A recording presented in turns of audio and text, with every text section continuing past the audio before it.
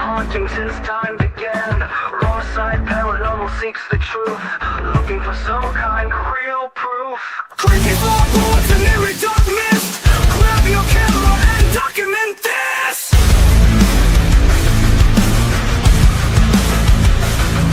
No time to run, no time to hide. We are catching all of this on the raw side.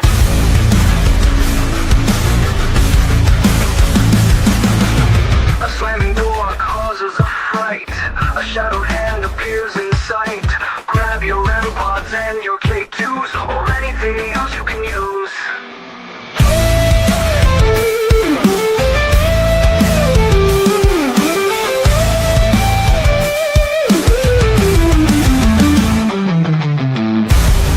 No time to run, no time to hide. We are catching all of this on the wrong side. A slamming door causes a fright. A shadowed hand appears in sight. Grab your REM pods and your K2s, or anything else you can use.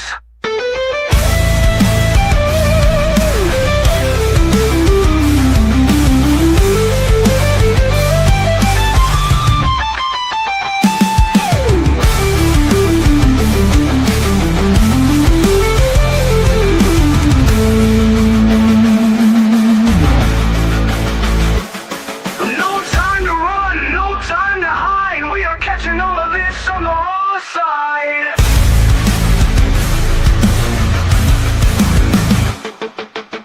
The icy air touches your neck. You feel like screaming, but you stay in check. All rising up to take the magical flight. You can't believe what's happening tonight. Don't run, don't try to hide. We are catching this all on the raw side. Don't run, don't try to hide. We are catching this all on the raw side.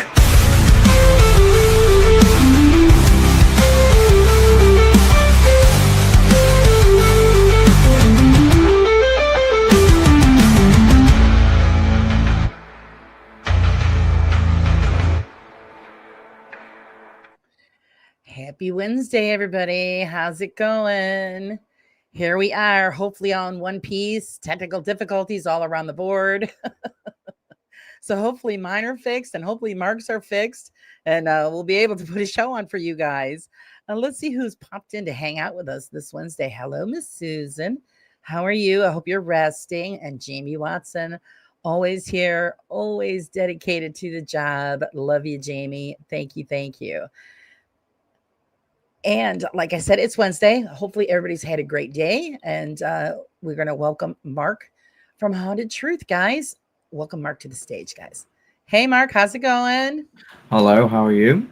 Oh, I'm holding on there. How about yourself? Hi, Janice. Yeah, I'm doing all right. That's good. It's been a long day, long, hot, sticky day. Oh, look at this hot mess here. I know it's terrible. Either it's hot or it's raining. So it can't make up its mind here. So it's a big hot mess here. It's pretty much England 24/7. Let's see. Susan loves the dolls. That's just a few of my dollies. Some people get spooked out by them. And of course, over this way, you see, there's Leroy in the background. Haunted dolls. You never know, Jamie. We'll have to wait and see. Okay, welcome everybody. Mark, it's great to have you back on. I know pleasure. You've been a busy guy. Been enjoying what you've been putting out. Tell us, tell everybody in chat if they don't remember who you are and what Haunted Truth is about. So I'm a paranormal investigator and open skeptic. I go to supposedly haunted locations and basically shelter air from anything between 2 to 6 hours. And if stuff happens, it happens. If it doesn't, it doesn't. And I try and capture as much as possible and present it to you lot. And I create a nice little narrative. And yeah, got some new people working with me now. So Will has sort of joined the team. That's what I was going to ask you, because I know the last time we spoke, you said a few of your members had parted ways because they wanted to do their own thing. So now you have new guys. How's it working out with the new crew? Well, what the idea originally was going to be that I was just going to bring guests in as and when, and Josh, who's always been with Haunt the Truth, would be like a permanent fixture, and then I wouldn't take on any more permanent members. But then a lot of the people that I started asking were preoccupied, busy, family, friends. I don't think they realized the extent of how much I would need them. So then Will, he was the only person out of everybody that was like, are we going to go next week? We're going to go next week. We're going to go next week. More so than Josh, who's a core member. And I Right. was like, wow, you're really into this. He is my niece's partner. So it's in the Okay. family. So I've kept it like in the family more so. So he's excited and ready to roll. Constantly. Oh, Like good. it's like literally when I went live earlier on myself, he joined that live and he was like, we're going out tonight. I was like, not gonna happen. I'm joining you. Right. Yeah. Tell him I'm sorry. Yeah. But no, but that's great. He's got the drive and the want to do it. So hopefully that'll last. And Yeah. I still talk to some of the other people from time to time. I spoke to Chris yesterday, in fact, and I think I'm joining some video where they're tearing apart Really Haunted soon. So I got a personal drive against him with Bristol Paranormal Hunters. oh my goodness, They're yeah, gonna I do a haven't heard video. anything from them for a while. So Yeah, so they're gonna do like a tear apart thing. Oh, thank you. I appreciate the subscribe. wow, Oh yeah, I have the chat up as well, just so we can both answer the questions. good. I like Ike. How's it going? First time viewer, Blondes and Booze sent me. Oh, wonderful. Welcome. Now I just got done watching the other day your latest video of Saint Athens. The rewatch. It was a school, correct? So the St. Athens Boys Village was I suppose the American equivalent would be like a summer camp. Oh, okay. Sort of that type of thing. What it was is in Wales years ago, there used to be a lot of coal mines, and during a certain period of time, they would send their kids off to these camps when they were going off doing work in the mines and stuff. That's as far as I'm aware, anyway.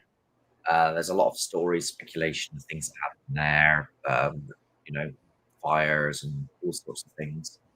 And it was supposedly haunted. And that one you watched was the first time I ever went there. And obviously, myself and Josh was just watching it back because it's interesting to watch back something that's like 5, 6 years old now, just to see that what I was like comparative to what I am like now. So it's quite a surprise to watch. I have been there loads of times since. So there's a whole playlist worth of just. It's gone now, apart from one building. The church is the only place left. Oh, so they pretty much tore everything down. What a shame. But did you get a chance to see any of the other buildings before they tore them down? Yeah, so I went to there was like a dorm, and then there was the main basketball court, the church, and then there was some to the left, but they didn't have any roofs, so I never went in those ones because I don't know. I just like there being a roof because I like the wind and whatnot. 'Cause it's quite close to the coast, so it was just good to be in sort of. I call it indoor outdoor. Any abandoned place, I call it indoor outdoor. Right. Yeah, because you never know what the hell's going to be inside when you're Yeah. like roof. Yeah, total contamination. So it's really hard. When you did that investigation, what happened? Did you happen to catch anything, or it was just On a that walkthrough? one that you watched, that's the first time I ever used a spirit box, and I didn't think much of them. It was the SB11, I think. Right. I still question them a little bit to this day. I don't consider them conclusive evidence, but that did freak me out a little bit because what I was hearing, regardless of what the words were saying, sounded like someone with a younger voice coming through. So it was like you know what I mean? It's that sort of higher voice. Right. And considering where I was, I thought at the time that was really bizarre. I was impressed actually, because when I was listening to that, I'm thinking, wow. I mean, it wasn't, when it come out with the name, and then when you question it, and then it was another voice saying no. Yeah. So I found it pretty interesting because And it I'm was the not big on. same tone, wasn't it? It was the same tone. Yeah, but it was, it was doesn't sound like the same person. So one person was maybe revealing himself, and then the other one, when you asked again, "Is this Mm. your name?" They said no. So I'm thinking you had more than one thing going on there. I'm not big on the gadgets either. I don't own any. I don't use them. But when I see people use them, it does make me question. Gee, maybe there's something to it, because sometimes you get something that really catches your ear. Hi, Richard, and welcome. So yeah, I was impressed with that actually. I recently got the SB12, the big one, the big where's it at? This one. There it is. This thing. Oh, SB11. Sorry. Okay. And like like is for £100 is an expensive test, isn't it? Really. Yes, it is. So I got it literally for the test. Like everybody bangs on about this one being the best one, that it closes off known AM and FM radio stations, so you don't get music coming through, which is true. It doesn't. And it can sweep in both AM and FM backwards and forwards on both twice. I have had some weird things on this, Right. which I'm still like on the fence about. A couple of times I've gone like, "Can you say this number?" And only the camera and me know the number, and then it says a number. So yeah, that's pretty interesting. So I mean, hey, you spent the money, you might as well test it out, right? Yeah. Yeah, because if I had some of the gadgets, I would test them out, and I would really put them through, all of the tests that I could think of, just to prove or disprove. But like I said, when I was watching the last video, which you guys need to check out, are pretty interesting. You actually got a quick response, and like you said, I was only giving you white noise, so there was no music. You couldn't hear no music or anything like that. So yeah, that was pretty good. That same place, I went with another team, Spiritual Awakening, ages and ages ago, and he introduced me to the Estes method, and I was like, I'll give it a go. I don't really know too much about this. And the headphones, they were genuinely noise cancelling, and he set it up where 4 or 5 people could be on it at the same time from one box because he had a splitter. Mm-hmm. And I got to do the questions, and all 4 of them were on there. I got to go on the headphones as well, so I got to hear what it sounded like. And then I started asking questions. So I was like, "Hi, my name's Mark." And simultaneously, every person with the headphones on turned around and went, "Hello." And I was like, which means they all heard the same word, hello. Right. Because they would say the words they're hearing. Right. Am I making sense? I hope I'm making Yes. sense. Yep. And I thought that was quite a good experiment to do, which I couldn't fully understand or explain either. So maybe there is something to them, but a lot of the time they're just noisy and irritating, but each to their own. Right. That's pretty much how yeah, Richard said overpriced radio. Yeah. I'll have the same. Yeah, too. I have the same unit. That's one of the reasons why I don't have any of that stuff, because I'm not going to pay the money. Yeah. And that's the thing. You're mostly old school like I am. Just a camera and a digital recorder, and you go in there. I don't know. How do you feel? I find that is actually the best way you're going to get any kind of legitimate data, because there's no radio frequencies in the way. And how do you feel about that? It's just going old school and keeping it that way. I mean, that's the core of what I do. The only reason I got that, and the only reason I'm, get other things, is because I feel that as a investigator, I have to investigate everything that's claimed. Some stuff I'm not even going to bother with, like certain apps, because I just know, being technologically, like, I know from technology wise that you can easily code things in to just say things that from a dictionary. It can even listen to you. So that I just write that off straight away. I had an SLS. That was cock of crap, right? Nonsense. So as an investigator, I'm spending my money and potentially wasting my money to turn around and go, that's nonsense, or that is strange, that's odd, that's Right. interesting. But my core, like as a core investigator, outside of, wanting the truth and wanting to find the truth about things, is the old-fashioned method of go in, call out, wait, repeat, call out, wait, call out, wait, call out, wait. Yeah, it's just even with EMFs, when they go off, it's like, well, that's gone off, but now I need to see if something happens in correlation to it. So Right. that's going red. There's nothing here that can make it go red. Okay, if that's something here making it go red or affecting it in some way, prove yourself in another way. Throw something, talk, run at me, chuck something, etc. Right.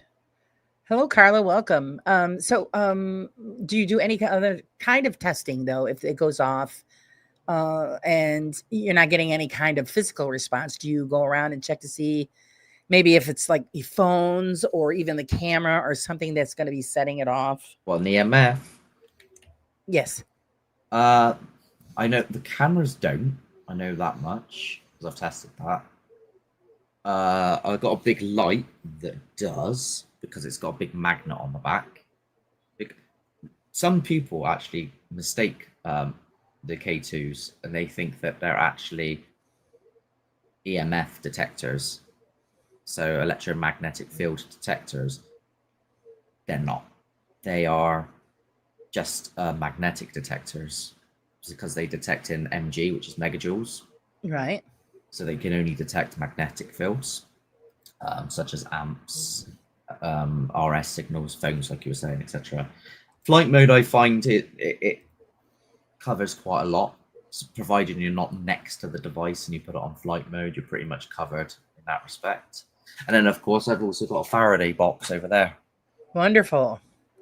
So if I really, if I go to a location and I'm finding, gee, I'm getting loads of results here, it's going crazy, I will then get me Faraday box. I'll go back there with the box and then I'll set it up. It's gone off once inside of that box. Oh, fantastic. Means it couldn't be anything external. Exactly. But I mean, the thing is that other people were discussing that actually today about the Faraday box and results from it. Because people were questioning, well, if you put the instrument in the Faraday box and then you call out and it's supposed to block anything from it except for the so-called spirit or entity, how do we know that it's not blocking that? But if we think it's pure, I mean, everybody, and what is your idea of what we become when we pass on? Is it pure energy, or I mean, it's well, this is in the assumption and hypothetical scenario that it is a ghost that's in these places, that it is a spirit of something that's left over. I get asked time and time again what my thoughts are like in this regard to this, and I always say that I've never officially captured a spirit on camera. I've captured an effect, so the effect of whatever's doing, throwing something, chucking something, voice, etc. But I've never. It's not like I've gone around, someone's house and they're like, "Oh, my nan, Jean, used to live here. She haunts the building," and then I walk into the room and there's Jean sat in a chair. You know what I mean? Like I've never seen that happen, so I can't conclusively say that it is a ghost. That's quite a long-winded answer.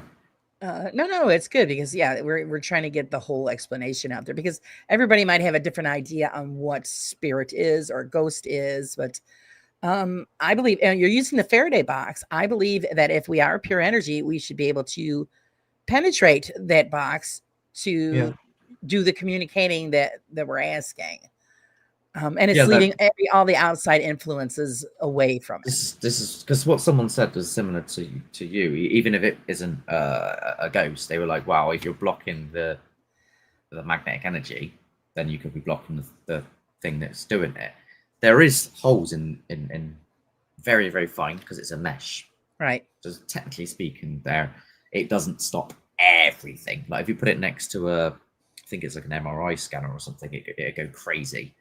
You can also, I can still put my phone in there and ring it, and it'll go. It'll still ring. So something, Oh, yeah. okay. So even if you put it in a microwave, it's still, you can get walkie talkies and still contact them through. To be foolproof, it Interesting. needs to be like titanium, I think, like a massive sealed off proper Right. Something titanium. that nobody can afford. Yeah, no. But I mean, my hypothesis when the EMFs were going off was that it isn't. And I think I say this in the video as well that I just put out because I got a bit perplexed and confused with it. I started to come to the thought that if the spirit entity, dimensional being, whatever your personal belief is of it, is that it can't physically affect the EMF. So, like, go in, make this go to red, for example. I don't know if it understands make this go to red. Right. Unless it's like been used to that. Like if I went up to someone living and said, "Can you make this go to red?" and they'd never seen one of those before, they'd be going, "What you on about?" You know what I mean? So that's the first problem. And then the other thing was that I thought that it was either drawing on energy, and then the magnetic meter was picking up on that drawing. So, for example, people say that they feel weak. They say that their batteries drain. You sometimes have power surges where the lights will start flickering. It's been shown in movies countless times. These are all things which are having an effect on the area and drawing the energy using the electric spectrum. And then I'm thinking, well, if it's doing that, will that then show a result on the EMF reader? Or it's using some sort of energy itself that is part of the magnetic field. Right. And then we're seeing that. But I don't think it's that one, because when the activity happens, so let's say I've got an EMF meter and then activity happens, it doesn't go off. It'll go off maybe half an hour before, as if it's drawing stuff. But I was running with this hypothesis, and then on occasion, it didn't go off at all, and an activity happened. So I was like, well, I've no longer got this pattern anymore because it's changed. So the science just in my head just went out of the window. I don't know what anyone else's thoughts are on that. Right. Well, actually, guys, yeah, you can ask any questions you want. Mark will answer them the best he can. Yes, Pop, this is my new studio. I just finished it. You don't like my dollies? Everybody gets creeped out by the dolls. I love them. There's only a few of them. Friday, welcome. Oh, here we go. It's good to see you, Friday. Because I'd start talking about electric and stuff. I was like, where is he? Where is he? I need him. Yes, he was in the lurk. The thing about energy is that it is just a property of something and not a real object of its own. See, that's what it is. We don't think of it that way, though. Most people don't think of it that way.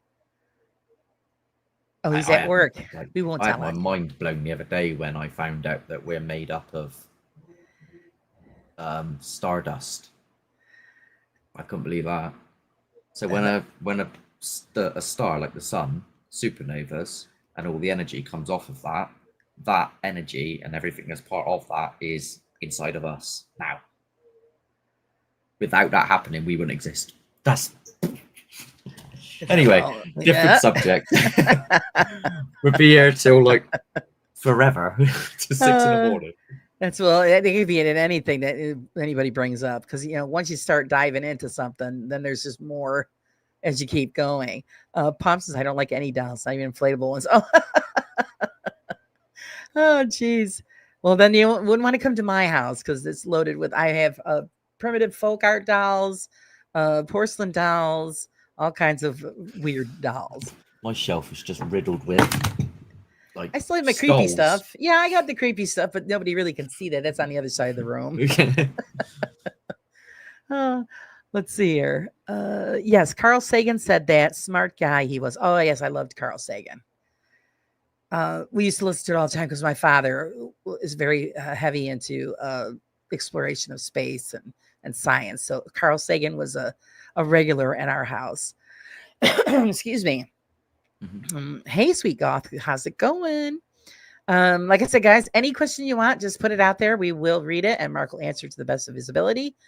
As far as now you've switched, you've changed, you've got some new things going on. Has it been difficult with you switching over to what you guys used to do with the old group, and now you're in with, like you said, I think family and friends? the hardest part is, well, when Josh, because he's not really available all the time because he works quite a lot now, so he's the only person that's like can adequately understand my cameras because he's been doing it for. He's never had any media training in cameras. He's just been doing it for 6 years and just knows now. So anyone new that comes in and I go, here's a camera, it's like I'm trying to tell them how to do cinema photography, where to point, what not to point at, and then I'm also thinking, what am I filming, whilst trying to investigate, whilst trying to direct, and it's just like it can be a bit much. I've slowed down a little bit on the episodes as well because I was finding that I was pumping them out weekly, like big location episodes, and a lot of people weren't having time to see them as quick. So it was like, whoa, like I'm like 5 episodes behind, and then that started affecting my metrics because people were because with YouTube, I don't know if there's people here, other people with channels and stuff. The way it works is when you upload, you have like about 24 hours to hit a certain mark on YouTube of viewers, and if you don't hit that mark, it doesn't then pump it to a further audience, which then affects the view count, which I'm struggling with. I'm not gonna lie, it's a bit of an awkward one. It's like I got 4.3 subs and I get like maybe 300 views, which is brilliant, and I appreciate everybody that does it, but at the same time it is a bit perplexing.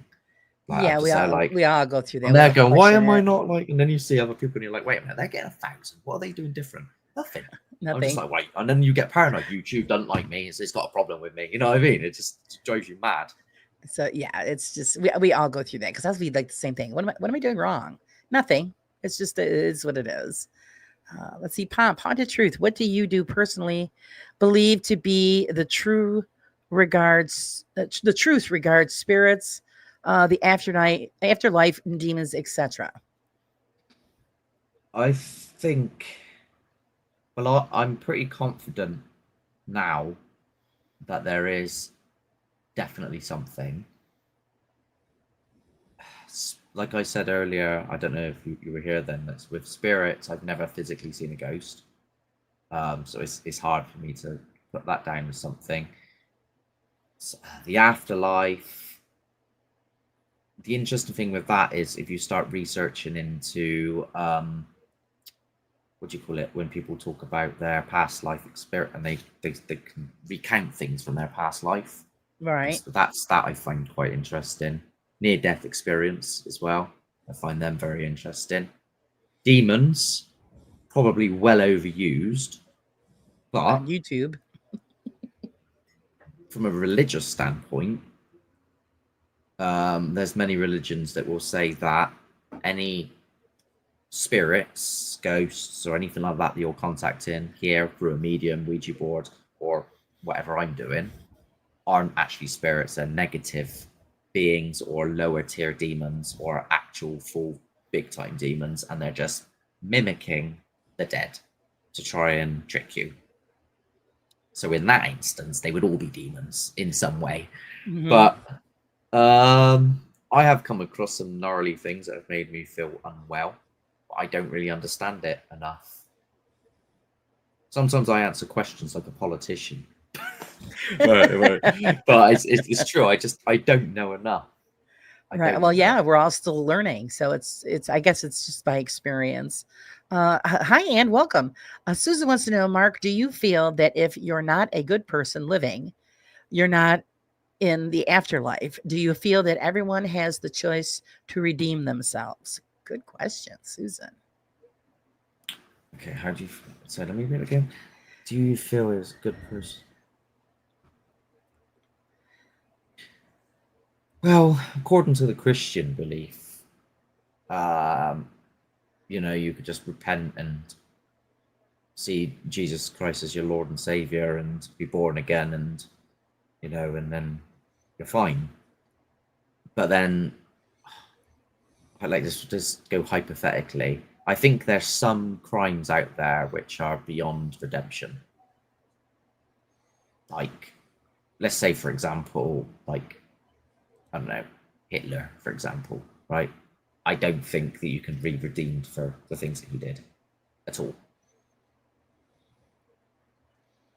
Let's see here. Friday says, it has also been said that we, as child of the source, we have the power to manifest and even create unnatural beings that can haunt a location. This is Thoughts? interesting. This is really interesting. So the Ooh. place that's near me, the Warmley Clock Tower, I've spoken to one of the people that are in the committee. Uh, Her name sounds like Karen, but it isn't Karen. It's like Coron. There, that's I better. don't know, Karen. I don't know, something like that. Right. And she told me that there was never anything there that was really that to the extent of what people are saying.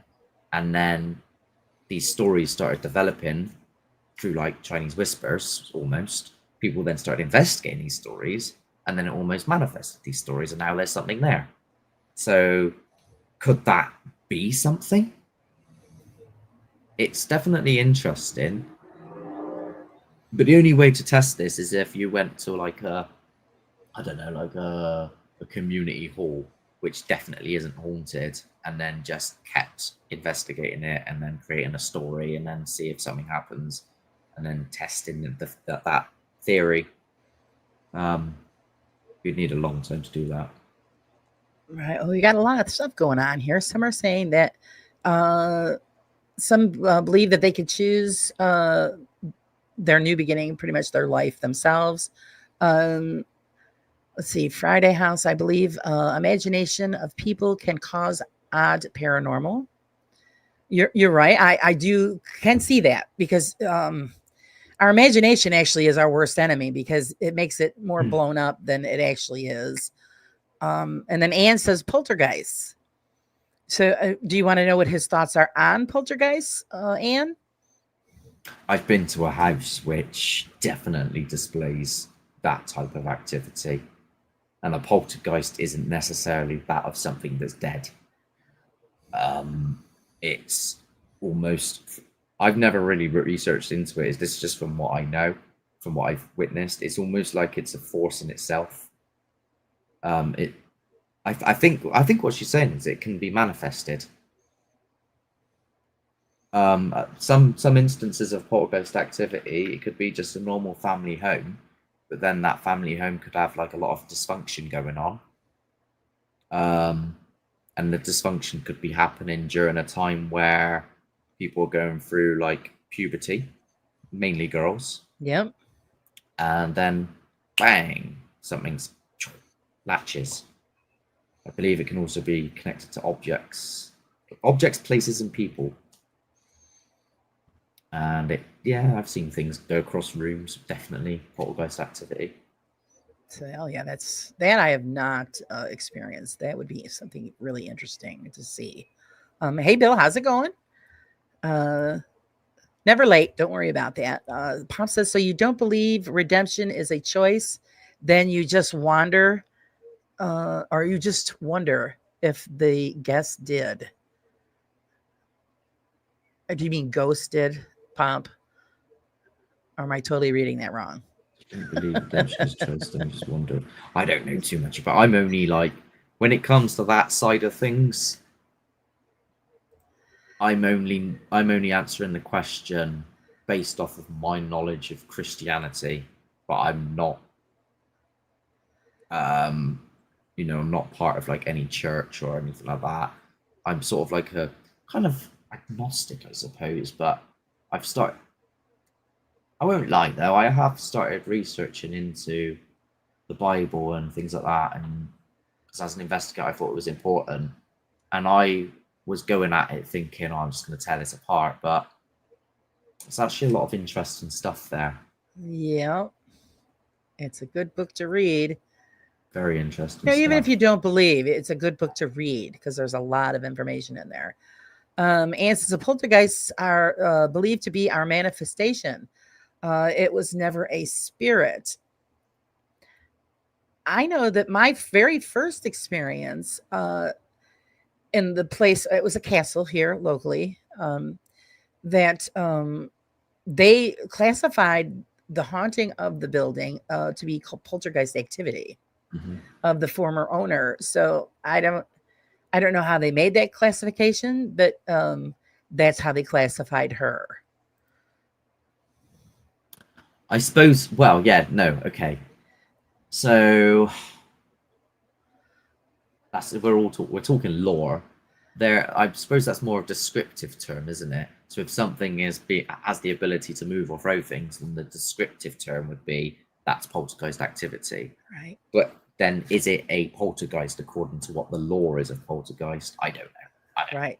Thanks for joining us Friday. Sorry, go ahead, Mark. Yeah, so I don't really know too much on it. I need to research the lore. A lot of my lore has come from Phasmophobia at the moment, which isn't a very good source. All right, this is actually a good question here. That Pop says, so why do they believe the poltergeist at 30 East Drive is a monk or Fred then? Good question. And you guys would know more about that than we would, because I mean, it's not far from all you guys. Well, it's similar to the Enfield haunting. So the Enfield haunting, which was displaying extreme amount of poltergeist activity, was said to be Bill. That was the guy that died in the corner of the room that took over Janice, and spoke through her and threw items across rooms. So yeah, you're right in saying that. Bingo. Apparently, Anne doesn't believe in 30 East Drive. I don't know. I've never been there. So might be more a question for Anne to answer when it comes to that sort of thing.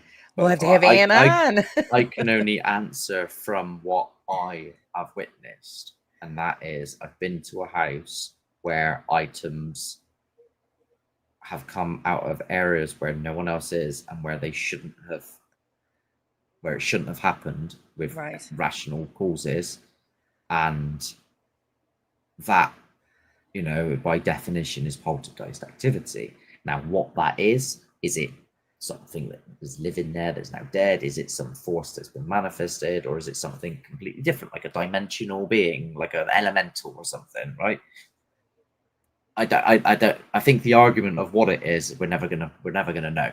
Right. We can only document what is, but to know, like, we can only document the action, but we're never going to know really or agree on the what is, unless it appears, you know, and goes, you know, it messages you and it's like, hey, I heard you're doing like interviews, do you want me to come on? And you're like, oh, who are you? I'm a poltergeist, I'm going to tell you everything. Unless that situation happens, you know what I mean? We're never going to know. Right. It's all personal belief. Okay, James says, hi, James, by the way. Hi, Wayne Darlin. It says, I'm not massively surprised to hear that there are contradictions. Have you ever been to 30 East Drive, Mark? No. I mean, it was so overrated that I just never signed up to it, and it cost quite a lot. And I was like, I mean, if I got invited, of course I'd go, but I would definitely go with the prospect of I'm gonna figure this out, rather than, hey, let's prove this. I'd want to tear it apart completely. Right. Okay, Pop, yeah, she so you're saying it used to be haunted then, Anne, but no longer is. So if so, where did the spirits go? Holiday. Well, you know, that's not that. Anne, sometime we'll have to have you on and she can answer questions like that. That would be fun. I don't know if she has personally been to 30 East Drive, but I know it's a big deal out there to go to 30 East Drive. And all the ones that I've seen, I mean, it does make you think. But like I said, I've never been there, so I can't say yes or no. I mean, it's like, oh, let's put this item at the top of the stairs on this step, which is really rickety and it can fall at any moment. Come on. Right, right. So I mean, like when Beardo went there and they were debunking it, I mean, they had the camera right on there. They pulled the level out just to check the, you know, the slope of the top step. So I mean, there could be any amount of answers. Some people thought that it was pulled, but then when you see the way it fell initially, you see that it was, if anything, it was pushed from behind because the way it fell down. So who knows? Who knows? Let's see. She goes, I think that East Drive and Fields were haunted originally, but now it's set up and fake for financial gain, just in my Enfield, opinion. you can't go to Enfield anymore. In fact, it's blocked off on the maps. People don't want to have anything to do with it. Oh. I mean, it was assumed that once the Warrens went there, I say what you want about them, that once they went there and sorted it out with Bill and got rid of, you know, the spirit and I think Maurice or something was the guy that was also there. That was it. That they just got rid of it. Done. Job done. But there's some stuff in that story where it's like, okay, I think that this could be fake, but then there's other stuff like accounts from police. There's police reports where they've gone in the house and physically seen like a chair or something go across a room, like go across a room, and that's, you can't deny a police report. So in your opinion, you still think that there's something there? No, maybe then, but maybe not now. Maybe not now. No. Some of the stuff that they talk about. Oh, she said, sorry, DeGray Street, I meant, Mark. She said it's late. Okay. It's okay. Right. It's okay, Anne. We understand. Let's see. The Warrens did all that in a day, and people say they were fake. Yeah, they did. Yeah. But there is some stuff that they did that's like. Yeah, I'm not a fan of the Warrens. I mean, some of it's like. Well, I watched some stuff on the internet, on YouTube. It's like the unknown tapes because they used to record everything. And one of them, there's this girl sat at a kitchen table, and the mother's holding the chair down. She's not doing this with her arms, and the chair starts lifting, and the girl's feet are on there's like a wooden beam between the two legs. So she's like this, and the chair's going up like that. And then the mother pushes the chair, her chair back down like that, and then the table moves in the opposite direction. And I'm like, that's weird, because it's like really old video. Right. And I'm trying to look for wires, and I'm thinking, yeah, it has to be picked apart. I do believe that they started out with good intentions, but then when they latched onto the Hollywood dollar, it just all went awry. Oh, I mean, as does most of the teams. Yeah, like, pretty much. Pop says, I've never even heard of the Warrens till The Conjuring came out. Yeah, it's. I think that was just really hyped up. I don't believe everything they say about the Conjuring house either, because there have been people that have lived there for years before it turned into a haunted attraction and never had a problem. I mean, people can say as what they feel and think about the Warrens, like big time skeptics and stuff. Like they could say, obviously, like for the likes of Mr. Grey, they're just nonsense, they're charlatans, they're liars, and he thinks that none of that's real. But I would question, would he be happy to take the Annabelle doll home with him and sit it at the end of his bed? Like, would you still risk that? Knowing the stories of what it's I don't believe. Yeah, I don't believe in the doll thing either, so I don't. Would you risk it? Would you pop it on your shelf? Yeah, you could. Why not? It'll go right behind me next to Leroy. It doesn't bother me because I don't believe that there's anything with that specific doll. Again, if it was something that was evil, I look at it this way: if it can inhabit the doll And if it really wanted to get out, would they have it encased and won't stop whatever it is? I mean, it was just a regular doll case is all it is. I could see if it was a lead lined case, then maybe you'd have people thinking, but it's a glass and wooden doll case. And it's just a plain old Raggedy Ann. Just I so don't know where the say, original doll is. Who knows? Because everybody says that now. I think she's on tour still. They say that's not the original doll. She said, let's see. If Annabelle was possessed and powerful, as they say, why would it allow itself to be locked up? That's what I'm saying. Inside, it's in a doll case. they say that, well, there's supposedly it's blessed. James would throw the doll out the window. And that they've done like blessings. I think once they did take it out and they had to put it back in, they had to redo all the blessings. So they've got a Catholic priest to come in and do all this like ritual stuff on it, and like, set up a perimeter and all this. And then obviously the Warrens themselves, they did all this like sort of protection things. Like, I'll give you an example of this because I've actually met someone which claims to have done this. So there's a place called Woodchester Mansion, and there's 2 people that live there. And one of the people is called Cassandra Raven. And she's a clairvoyant medium. And I met her once, and I was like, well, if this place is haunted, don't you have things go on all the time? And you're living here. It's like apparently one of the most haunted locations going, with demons and all sorts here. And then she said, oh, no, it can't come into my part of the house because I've warded it off. There's a ward at my door. Right. So that's a similar thing. Now, I don't know how much I believe on that. I'm just there like, really? But then again, I've got a mirror up there, which apparently stops negative things coming into my room. So I'm very contradictory. So, everybody has their own beliefs, their own quirks. I mean, it goes. I just go with the well, what if? You know what I mean? Oh, exactly. Yeah. Like, if I'm going to some gnarly place, which is said to have a demon there, so say, and I'm giving it me big un, and then I'm coming back to my house. If that's real, I want it stopping before it comes through that door. So I've got everything. I've got a cross there. I've got a back buckler mirror up there. I've got crystals up there. I don't believe. I've got dream catchers over there. I've got some bones from like it's like some sort of what do you call it? What's that religion? Which like a voodoo type? Yeah, right. Which is a pattern protection. I've got all the stuff everywhere in the room, just in case. And it's like it's just in case. So you can't come in my room. It's sealed. Right. Well, like I said, I do house blessings. So I bless my own house. I bless other people's homes. Yeah. Okay. If you have that belief and it works for you, that's great. A lot of people don't believe in any of that.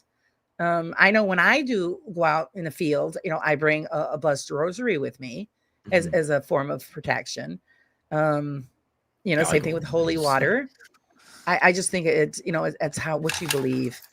So even this I've got, like, which is I don't know. This is weird because that's sealed, and I've been to several locations, right, with this. Which are like locations which are said to have negative things there. And I've gone like, wow, this is a just in case type thing. It was given to me by Ranger Paul before he disappeared. And this had holy water all the way up to the top in it. And it's sealed. Right. And now it's gone. It's evaporated. And I'm like, well, how's that evaporated? Through the seal, through the glue, through the glass. So that was odd. That's blessed soul. Yeah, it does happen because I've had that. Yeah, I've had that. It evaporates. Just a very minute. That's very interesting. It's past opening that it could evaporate from. Anne says, if Annabelle was that bad, you wouldn't allow it to exist. You would bury it. Exactly. People would. They would try to destroy it. They wouldn't put it in a box. Let's see. Goth Gal says, I think items only have power if you treat them that way. I have a giant Ouija board rug. To me, it's a rug. I agree with you, sweetie. I treat it as a rug. I'm not concerned about having a giant spirit board in my apartment. Yes, because I really am not a believer in, well, not a whole believer in the Ouija board thing, because I do know how it works. I've researched that. But like you said, if you give it power over you, then you don't know. I'm But I wouldn't sit there and say, "Hey, come and get me." I mean, I think that the Ouija board is not the thing that is the problem. It's the person's intention behind Right. it. Right. So the board itself is just a board with letters. Because people say, "Oh, I went on this board, and then afterwards this happened and that happened," and then I say, "Well, it's nothing to do with the board. It's the fact that you're encouraging something to happen. Right. Exactly. You just so happen to be on a bit of wood while I was doing it. You could sit There you there and go. hold hands There and you get go. the same effect." Made by Milton Bradley too. That's the thing that kills me, because hi Calamity, because my husband said, "No, you can't have one of those here." Well, it's a game, it's not like any kind of crazy rituals were Oh, done with this thing. Hollywood screwed that over with So yeah. with The I Exorcist. have, I do pendulum readings for people, and I have a pendulum board, and it's, and to keep it clear, I blessed it, and it's cleansed. But as far as, and I always tell everybody, it's entertainment only. But I mean, there are people that will take it to the core. They do. I've like proven time and time again that they don't do it. I've sat on them, and I've been there, like, do something, move. I've been in graveyards with them. I even went out of my way to go and get this. Oh. And this right here is the reason people do not like Ouija boards. This little fella. Okay. Explain him and tell everybody what that is. So the original story came from a young lad that so-say got possessed by using a Ouija board. And that then got taken and written into a book. And then that book then got turned into a movie. And that movie was called The Exorcist. And this is Pazuzu. Okay. From The Exorcist, the demon that possesses Reagan. And they use the Parker Brothers Ouija board. And from that point onwards, everybody was scared of them. Came out, in the 60s, I think? Oh, yeah. And then that's when Zozo got invented. I think it's like short form from Pazuzu, and then Zozo came about, and it's just all nonsense. All been fabricated from an idea that was written in a book. Let's see here. Wayne says, "I'm aware the Ouija board is just a game, but if it's a game, where's the rules and instructions on how to play it? And how many players can play it? Just saying." I haven't had it in a long time. I don't remember what's on the inside of the box. Let's have a look. Oh, he's got it. He's got it, guys. I mean, when I was a kid, we played it, and the questions we asked were like, "Do we have gas?" That kind of thing. So there you go. The original Parker Brothers. It's got some stuff on the back. The instructions. How does the Ouija board work? Wherever you call it, whatever you call it, Ouija or Ouija, the Ouija board spells fun. Just ask it a question and wait to see the answer. The mystifying oracle will reveal it to you. So that's not even saying it's a spirit. That's like almost like a magic 8-ball. Right. Let's carry on. You and your partner sit opposite sides of the board with your fingers lightly placed on the indicator. One of you asks the questions. Now concentrate very hard on the matter at hand and wait for the indicator to move and begin to reveal the answer through the message window. Will it say yes? Will it say no? Will it give a number, or will it spell an answer? For decades, players have brought their questions to the Ouija board. What you do with the information it reveals is between you and the mystifying oracle, not spirit. Ouija is only a game, isn't it? ? And then game includes planchette. Be careful. No. Before you swipe with a cloth, get rid of moisture and dampness, blah, blah, blah, blah, blah, blah, blah. And then it's just got example questions that you can ask it. Will I pass my history test? Like the magic 8-ball. Should I? Is my holiday going to be good? The answer is uncertain. That's really interesting. But it doesn't even mention. Does it say it anywhere on here? Good question, No. James. Just says mystify an oracle. Yeah. Nothing about spirits. James says, has the Ouija board been tested in laboratory conditions? You know what? I don't know, but that is a great question. The best way to test it, and it wasn't laboratory conditions. So Penn and Teller were two magicians. They did a show called can I swear? The name of the show? No, well, I know. Yeah, I know it's in Vegas. I don't. The name of the show they did on it's called Bull Crap. We'll call it that. That's not what it's called, but they did a TV show, and on that show they got people to go on the Ouija board. Oh And no, I they didn't were see that. They were moving it about, answering yes, no, yes, no, yes, no, and then they blindfolded them, and they turned the board the other way around. So instead of it being like this, it was now like this. All And right.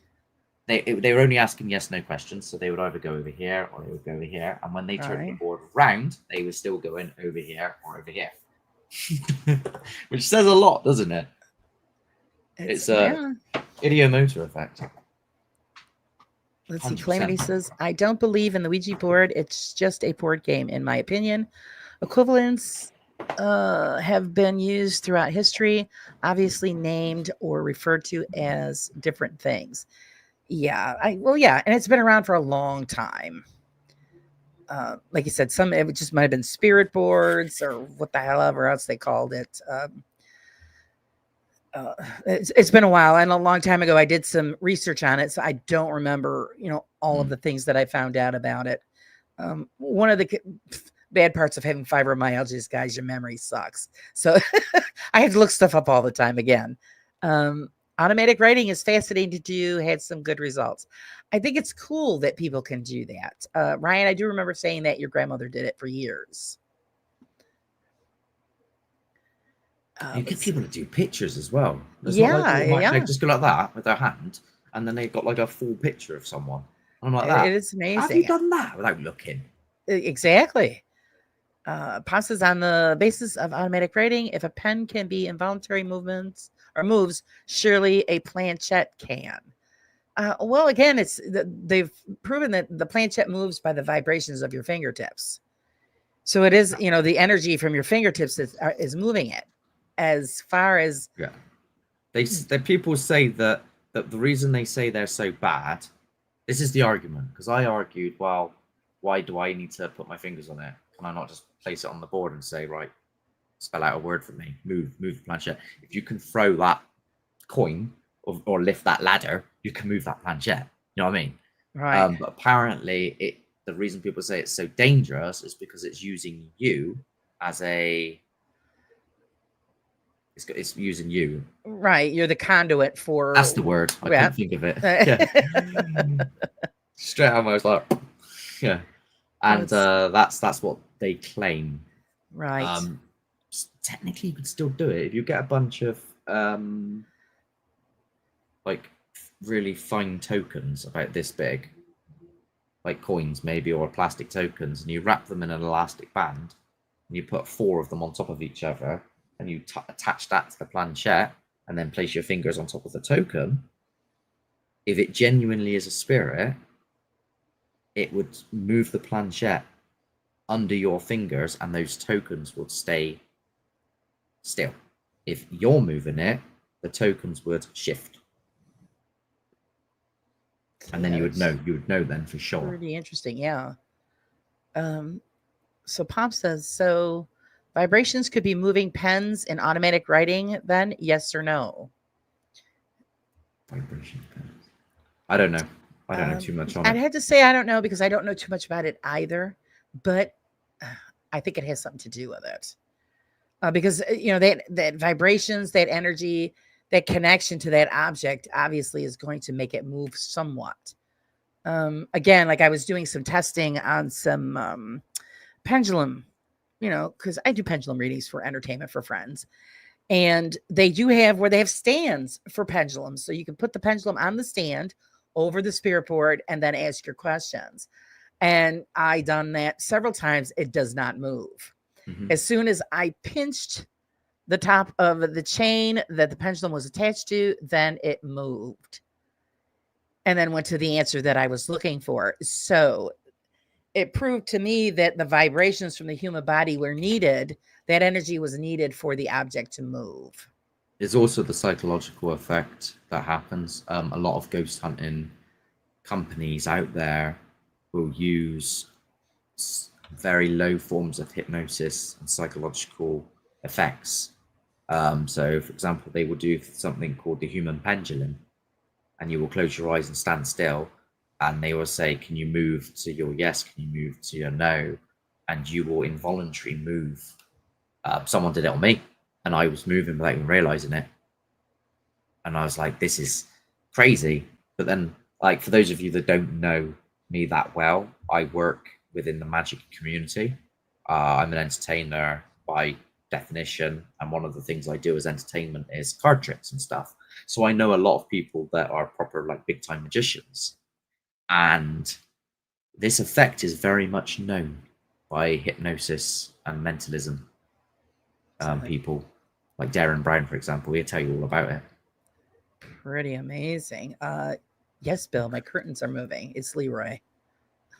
Leroy's Mine are as behind. well. Leroy's behind me. You can't see him, but he's going after the curtains. He goes, there they go again. Let's see. Sweet God says one of her mentors is a mentalist. Like a magician mentalist, yeah. Like the when they I give them the word in your name. One of those types. Is that what you mean? You'll have to elaborate, Sweet Goth. Because that's normally what mentalist is. A magician mentalist. Darren Brown. For those of you know, do you know Darren? No, I do not. Okay. No, Oh wow. no, I was had to think for a second. No, I I tell you, don't. just look up anything. He did a whole thing on the paranormal. Mm-hmm. It's a really good watch. If you can find stuff on Darren Brown, so not Darren but Darren, so it's like DE, and then just type in paranormal debunking. There's like whole shows where he did a lot. He went to America. Okay, Wayne and, knows him. Yeah, he can do what some mediums say that they can do. Oh, He went to America and fooled other mediums by saying that he was a medium because they didn't know who he was. And he went in a room full of people and started giving them a reading and got everything was right. But he's not a medium. He has no connection to the spirit world at all. He's just using psychological techniques and Barnum statements. If you look it up, it's really interesting. I recommend it. all right. Oh wait, Derek. Did you mean Derek Brown or Darren? Darren. Okay, he's saying Darren. They guys are saying Derek. Darren. He actually, it might have been him that did the Ouija board where he turned it around. I always get him and Penn and Teller mixed up. Penn and Teller mixed up. Because they both debunked a lot of stuff. This isn't to say there aren't actual people out there that can communicate with the dead or have abilities and stuff. Oh, but there is a big portion of people that are using magic effects. All right, so yeah, I'll have to look that up. No, I've never heard of him. James says I will love him. Okay, definitely will have to check it out.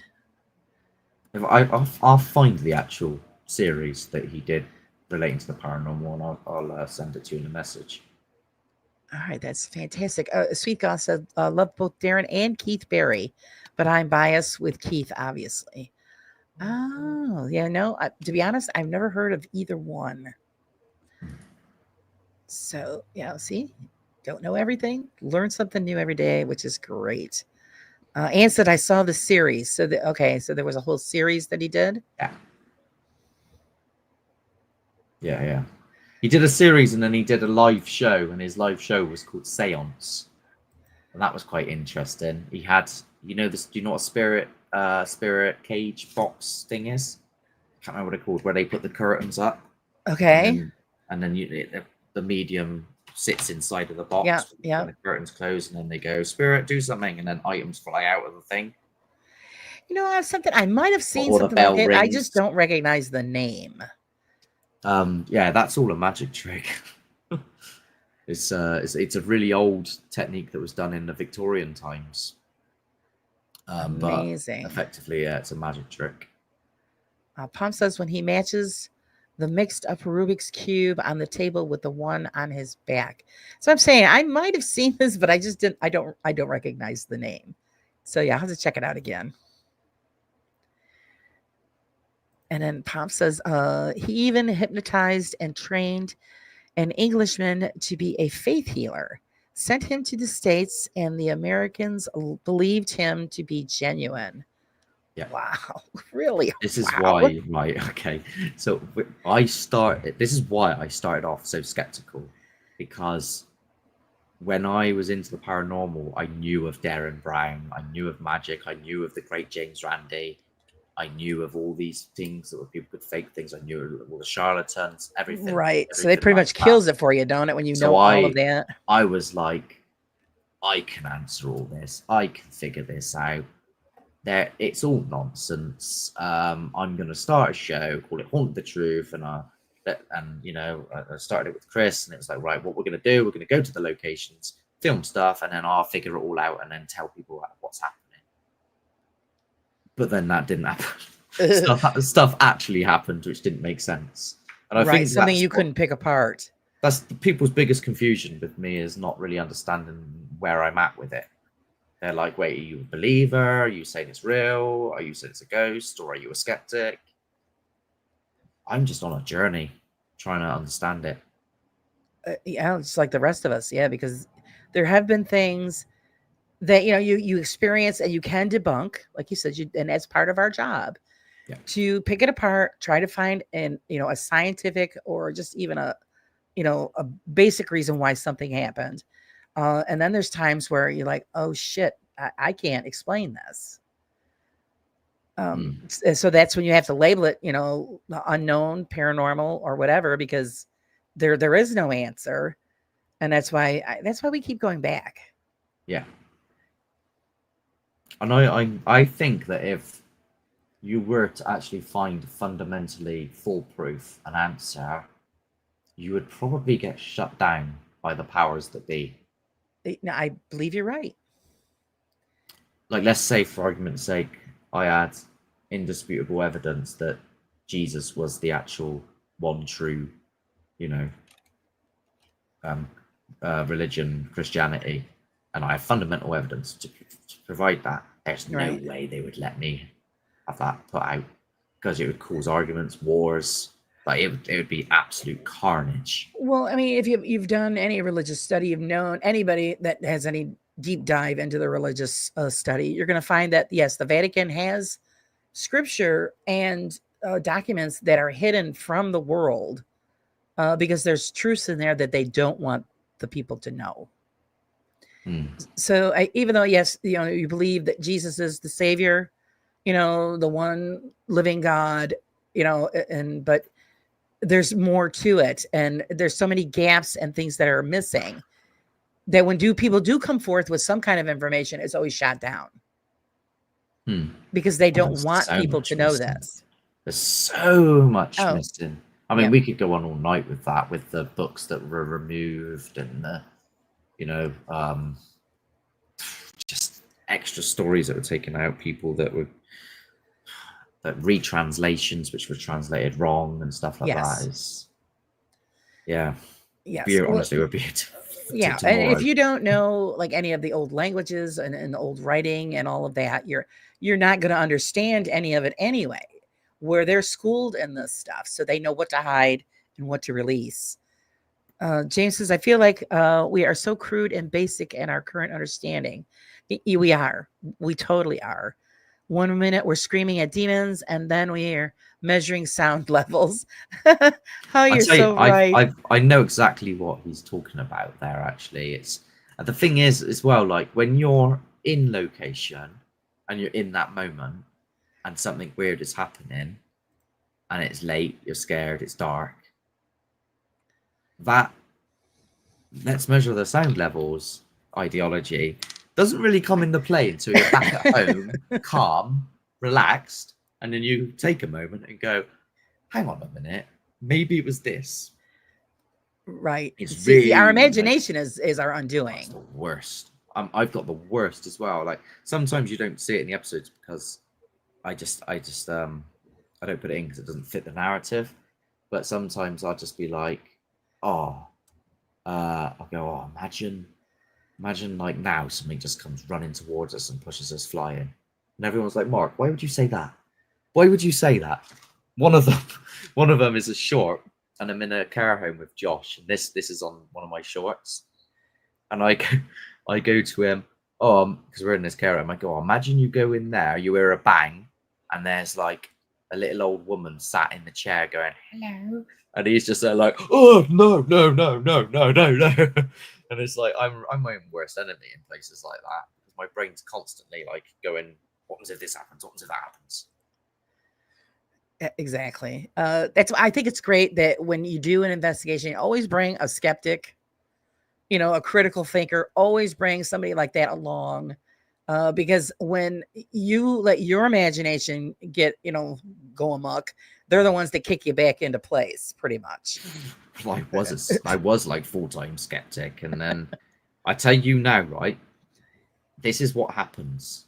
It is. I think when activity happens for someone that believes, the reaction is not as powerful when it happens to somebody that doesn't believe. Right. Because I used to go to events and just be like, it's the wind, it's this, it's that, and condemn everything. I went to Snuff Mills for the first time. Yeah, like and they're saying, was very skeptical.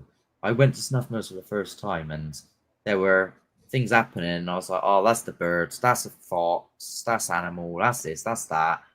And I was at the end of the bridge, and I turned the camera to myself, and I go, well, it's going to be scary, isn't it? It's 2 a.m. We're in the middle of the woods. Of course, it's going to be a bit scary. That's then I scary by hear itself. Chris at the end of the bridge going, oh, I can't stand you anymore. And I go, oh, here we go. What is it? And he goes, oh, I can hear something moving. I'm like, oh, apparently you can hear something moving, right? Squirrel. All cocky, right? Cocksure. I walked to the end of this bridge going, what was it? He goes, oh, something down here. I'm like, apparently there's something down here. I get to the end of the bridge. I can see pretty much to where my door is over there in distance. There's a gravel path, and then all I hear is something run towards me that I can't see. And in that moment, it doesn't matter how skeptical minded I was, I crapped it. I backed up on the bridge. It was coming at me fast, like someone storming at me. As I backed up, my camera was all over the place, and I started going, and a gibberish come out of my mouth. I was like, with a load of effing and blinding, right? Had a little bit of a panic attack, and then logic kicked in and went, hang on, that must have been a real person. My $2,000 camera is there. Right? We all rock back Save up. the camera.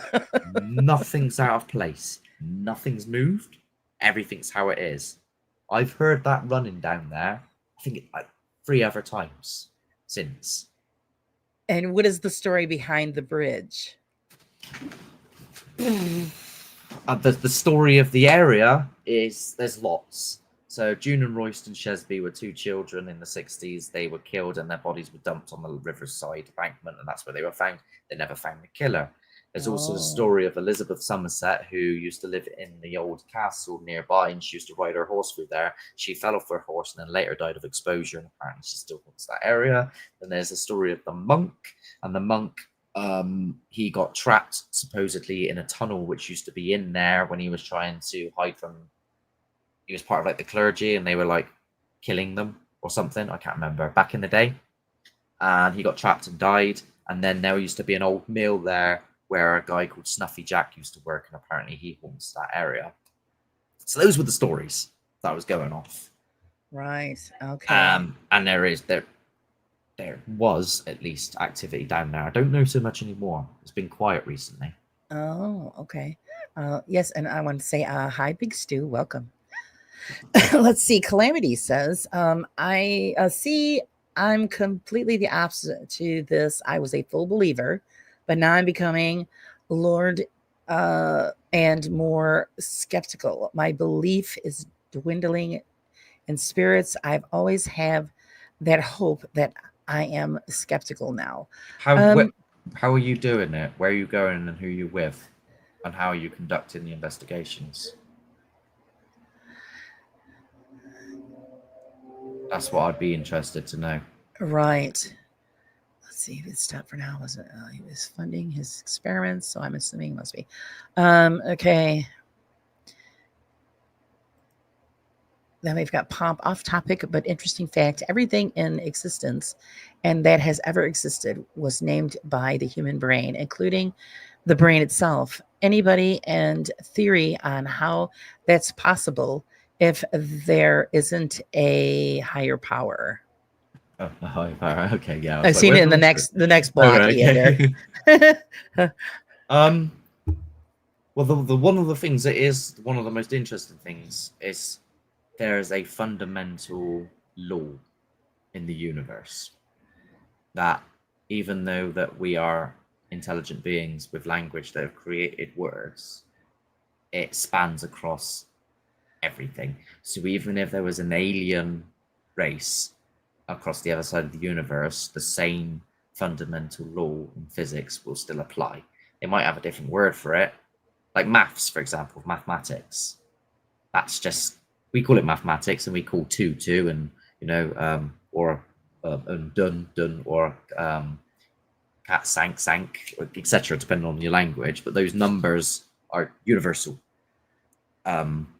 such as like the laws of gravity and things like that as well. They spread across vast amounts of the universe. So yeah, it's that is an interesting point to make, I suppose. And could there be a higher power? Could there be some being within a different dimensional realm that's created us? I don't know. Right. Well, All I I know is believe everything started at a right. singularity. I believe there is a creator of some sort. And Because the what you universe choose to started, call him is your choice, but something made everything. It just didn't ev- appear.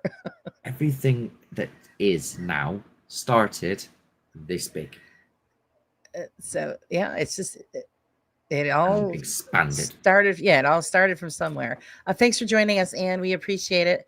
And I wasn't kidding. If you'd like to come on and be on the panel at some time, contact me and we could set up something. Why is there Uh, always a monk involved? I don't know. What are the stories? because they were around. That's why.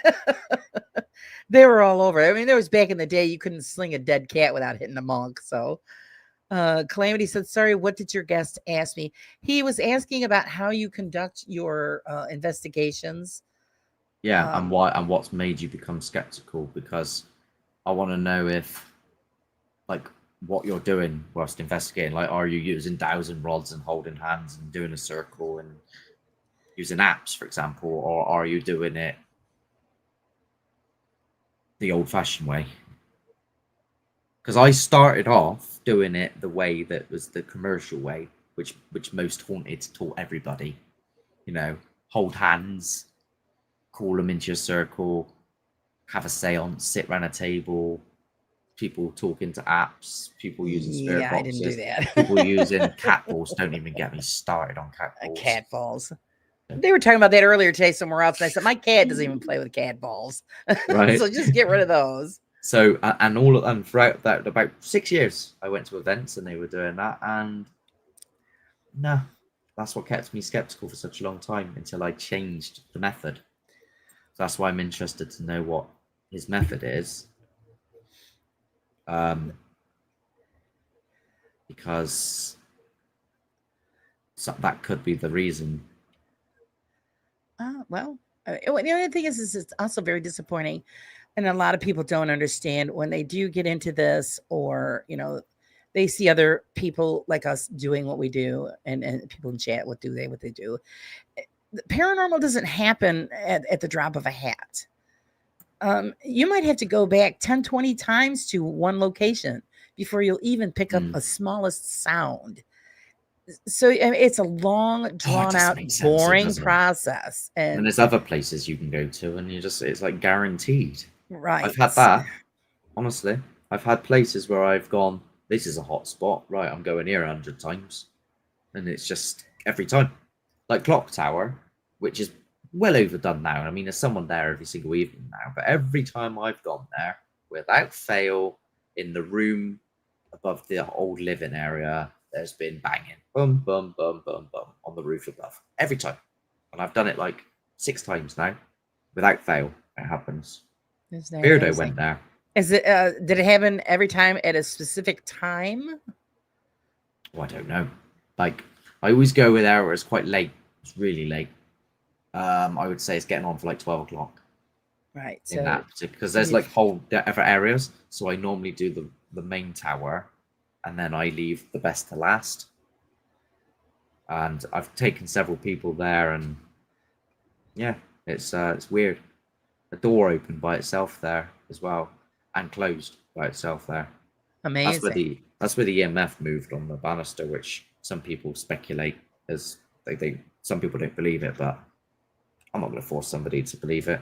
Right. It happened, but I don't know how. Exactly. Well, I'm trying to think. I think that happened to somebody else as well at a location, and they pretty much picked it apart, and they still couldn't figure out how it moved. Let's see, Ryan. Yeah, very boring. Usually to do real investigation, then sometimes saying exactly. You just got to be there at the right time. I always tell people, the spirit world, they're not performing monkeys. If they're willing to talk to us, then that's great. You've got it golden, but you just got to keep going back and hope for the best. That's all you can do. Let's see. I've taken people. Let's see. Big Stew. I've taken people and they expect an episode of Scooby-Doo with chaos at every turn. 75% of the time, it's not even a bump in the night. You're right. Do you know what's to blame for that? People thinking there's chaos. People for the likes of Sam and Colby. Yes. Right? That's what's to blame for that. Oh, yeah. And they think that it's happened every single. I'm editing something at the moment in these woods that apparently are the most haunted woods near me, and I'm not really getting much at all. I'm clutching straws. I'm not going to lie. I'm going through it, going, well, I'm going to put that in because that's kind of creepy, but I think it's probably an animal. You know what I mean? Majority of the time, you've still got to create something that's tense, even though nothing's happening. Right. That's challenging as an investigator and a content creator. And then it gets like really bad views because people are just like, oh, that's boring. Well, let's go watch the other guys. They get more stuff.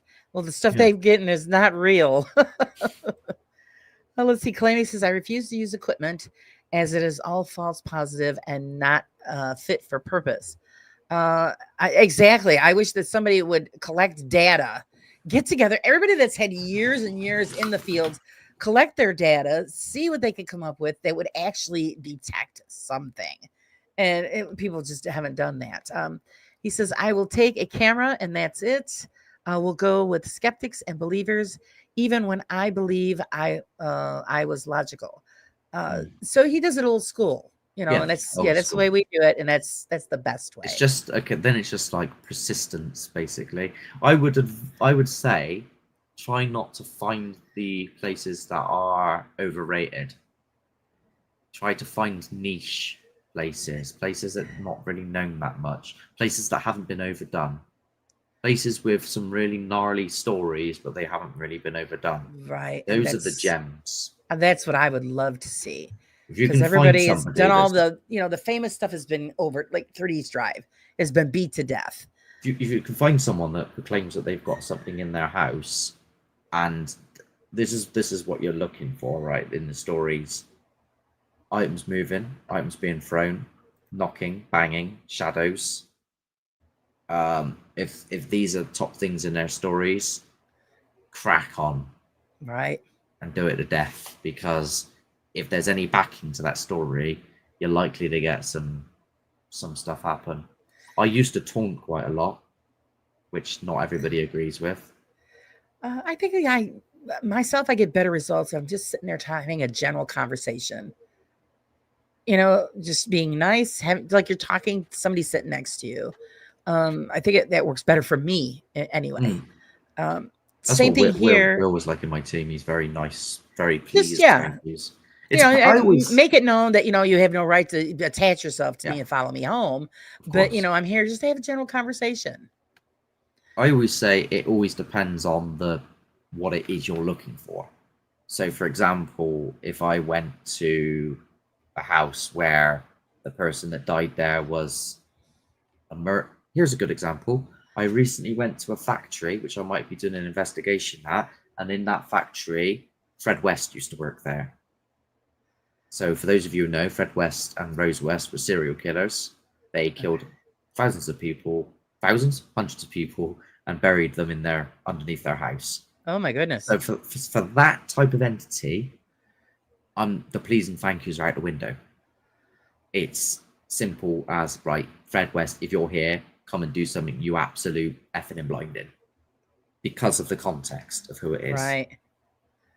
But then obviously if you said, oh, my nan died in this house, I wouldn't be like, right, Eileen, come on, you silly effing, you know what I mean? Yeah. I'd be like, Eileen, if you're here, could you please come and do something? I'm here out of respect, etc. It's context. It depends what it is. It's there. Right. Pom says, why does nobody on YouTube put flour on the floor or use trigger objects? I have. Not the flower thing, because I just know that I'd end up getting it everywhere because I'd walk through it myself. Because I'm clumsy like that. I'd forget it's there and walk through it. I know. I end up putting the sensors down and I just bloody knock them over all the time. But the trigger objects I've done, there's a teddy up there. There's one behind me, over there. Oh, you can't really see it. He's there next to Freddy. Okay, yeah. There. Yeah. That was in an old abandoned farmhouse. And I put it on the stairs and I was like, if this is your teddy, knock it down the stairs. You've got all night to do it. Didn't do it. So yeah, I've been known to do that. I feel like, I mean, you've seen some of my stuff and some people here might have seen some of my stuff as well, but I feel like I don't do it the same as other people. That the way I investigate. Right. It's good to have your own, your own way of doing things. I wish people would document more, more towards the scientific aspect, write things down, because, well, we've got it on film. No, you still need to catalog it, write it down, because then when you go back, you want to check those parts and retest every time you go back. But this is assuming it's a location which you're going to revisit a lot. Right. Like if it's a one-off, like 3 hours away, and it's like, I don't need to. I would, I would still, I just document. You still do it, thinking thing there, because you just don't know. Wayne says it's possible that we have already have proof, but even then, could be classed as been fake. I do agree with you. I love the debunking community. I think they are needed for the people that throw out the false garbage. I call them the paranormal police, but I've asked questions many times. Do you think that we have gotten to the point where we debunk ourselves out of actual evidence? Do you think that we have gotten to that point, Mark?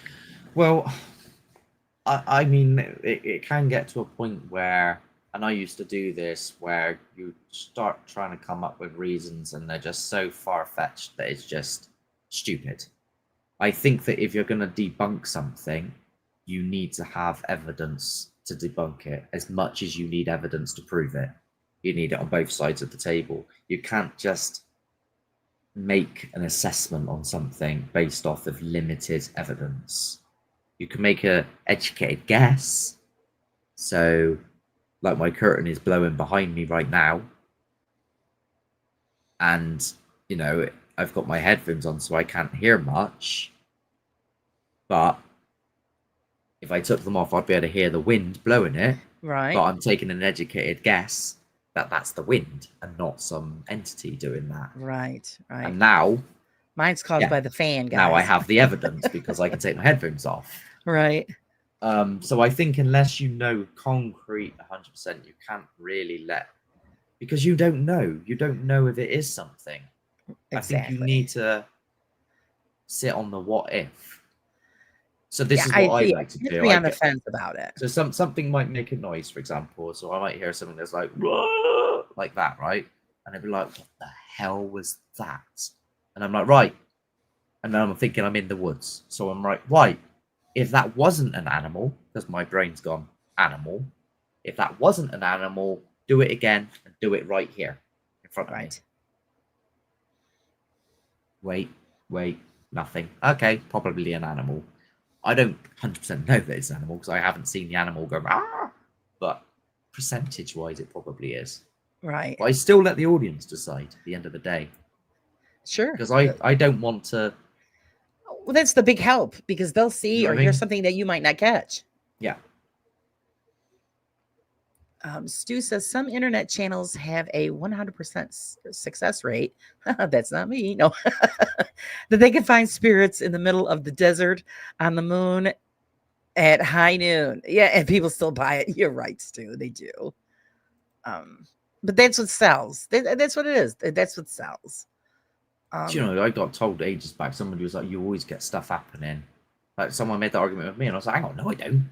I was like, you're only watching the fan favorites. Right. I was like, go watch everything. There's at least... Yeah. I was like, you're just watching the top... You've literally scrolled through and watched the videos which have got the top views. Guess what? Those are the ones that have a lot going on. Go watch the one with 100 views. You know what I mean? And you're just standing there, you know. Yeah. Those ones are boring. See, Calamity said, I had my own personal experiences, and although I believe them to be real, that's not evidence of spirits. I've even debunked one of my own experiences from childhood through going back to my old home. Oh, that's wonderful. Mm. The experiences I have had, I can't debunk because they're... How do you debunk? You know, you're going through your back hall and you hear somebody say your name in your ear, and you're the only one home. You know, it's not like somebody's yelling through the... Yeah, I'm the only one home. So it's... way to say that would be something is, oh, I must have been going mental. That's probably what I would do. I'd be like, nah, I was going mental. And no, then it's happened more than once. Because I got camera. Oh, okay, that's weird. Hi, lovely Karen. No, there are things that happen here in my home, but I stand by a solid rule. I do not investigate my own home. Otherwise, I could probably make a fortune off of the stuff that I catch here. But I'm not going to stir up something that I don't need to. Mm-hmm. I look at it this way. We live here in harmony and peace. Every now and then something does go on. And I'm just like, yep, okay. And I just keep going. Let's see. Stu says, fact or faked was a good example. They would recreate a ton of paranormal videos. I appreciate that they would say at least say just because they can recreate it doesn't mean that it didn't happen. I don't know. I don't know. Yeah, that's a tough one because usually if you can recreate it, then well. I've always thought this when doing things like when I've caught things which are like really out there that have happened. I've always thought like, because I always think about what I'm really bad with, like, what are the debunkers going to think? I overthink the debunkers. Right. Yeah, you're wondering if you're going to get slaughtered and you put it out there. And it's actually made me get a little bit over obsessive. Right.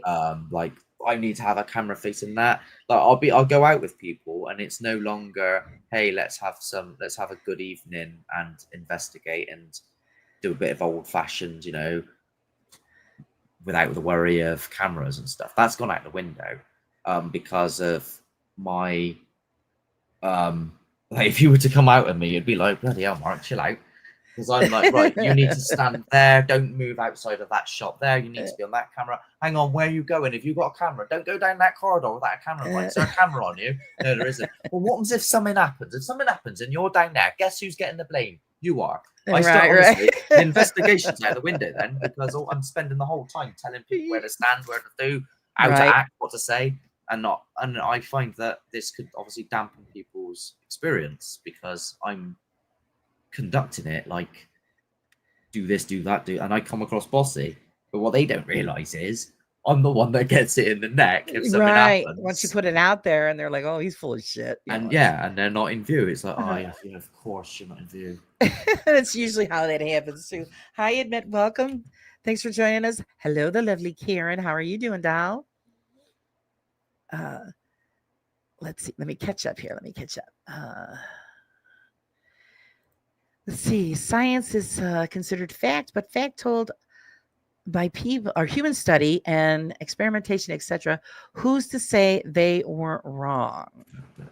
Fact of the human study is. What? Who's to say science isn't wrong? Well, science Right. is not. Science is the thing with people with science. People think that it's a group when science is just it's just the answer. It's just like fundamental. It just is. It's always been there and it always has been there and it always will be there. And we just happen to discover it. Right. It's like Hi, Jonathan. you know, this bottle of Vaseline is a bottle of Vaseline. You know what I mean? It's always it's hard to say when it comes to like fundamental laws and stuff. I don't know if that was the question or not. Don't overthink, Mark. I do overthink. That's my problem. I think we all do. I need Beardo to come on and just be like, Mark, calm down. Calm down. Let's just look at it this way. just make a fun video. Right. Have a good time doing it. Put your narrative out. Don't worry. I don't think that you're doing anything. Just chill out. You don't have to have everybody on shot. Calm down. That's what I want. I want them all to turn around and say that to me so I can be like, right, okay, right. We're just yeah, just do your thing, right? Are you going you down there? Don't worry about it. And Mid says, I can't debunk, but would have if I could have thought I had psychosis. You know, not everything could be debunked. That's the thing. Good night, Pomp. Let's see. Oh, good night, Pomp. Thanks for joining us. I know I'm behind on chat, guys. I'm trying to catch up. Oh, here we go. Big Stew. An example. I was in my basement and heard footsteps walk across the hardwood floor above me and stopped at the steps. I could easily recreate that with another person. However, I was home alone. Mm-hmm. There you go. How do you explain that? And I've had this happen. Me too. I've got an episode coming out probably next month in a care home, and I've got like these. They're kind of like REM pods, but they're not REM pods. They're like sensors where if you go near them, they go off. They go blim, blim, blim, blim, like they're old. Anyway, I've got one of those. They're meant to be to detect spirits as well, but I love using them just as general motion sensors. Right. I got one of them at the entrance to come in and out of this care home. Only one way in and one way out. Me and Will are in there on our own. And then all of a sudden, bang, bang, bang. 3 different locations, really loud, like someone going boom on a big door or something, right? He instantly goes, no, there's someone here. There has to be a homeless guy here. Straight to that. Right. Well, automatically, that's what you're going to think. We search every room. Right. No one's there. So much like what he's saying now. When you're alone and you know the only one's there, what's that? What is it? Right. How can something do that? And well, I believe the next step would be, happened, and the next step would be, well, it's rodents of some sort. All right, well, Stu, okay, you got like big rats running around your house. Right. Now I know for a fact that there's either rats or squirrels going through the vent system of this hospital. I know that for a fact because you hear them. You go there and they go right through the vents. And I made a joke on the last episode because the noise was so loud it got picked up on the camera downstairs. How loud it was, the audio got picked up on it. And I said, well, if this is a rat, the rat must be stomping around in Dr. Martens because I'm not an animal expert, but unless the rat is like the size of me storming about in events, I don't know how it's going boom, boom, boom. You know what I mean? Right. How the hell is it doing that? And that's one hell of a heavy rat. Yeah. Or it's you can hear them scuttling around all the time. See, because that's one of the things that I have happening here is that it's really late at night. And I've heard this from many people that I've had that spent the night at our home that wanted to know who was walking back and forth up in our attic. And I go, don't worry about it. You're okay. It's nobody. Because I don't want to scare the crap out of anybody, but it's heavy footsteps, like somebody in heavy shoes or work boots. And this happens in your house. And this happens in my house, and it's really late, between 2 and 4 in the morning.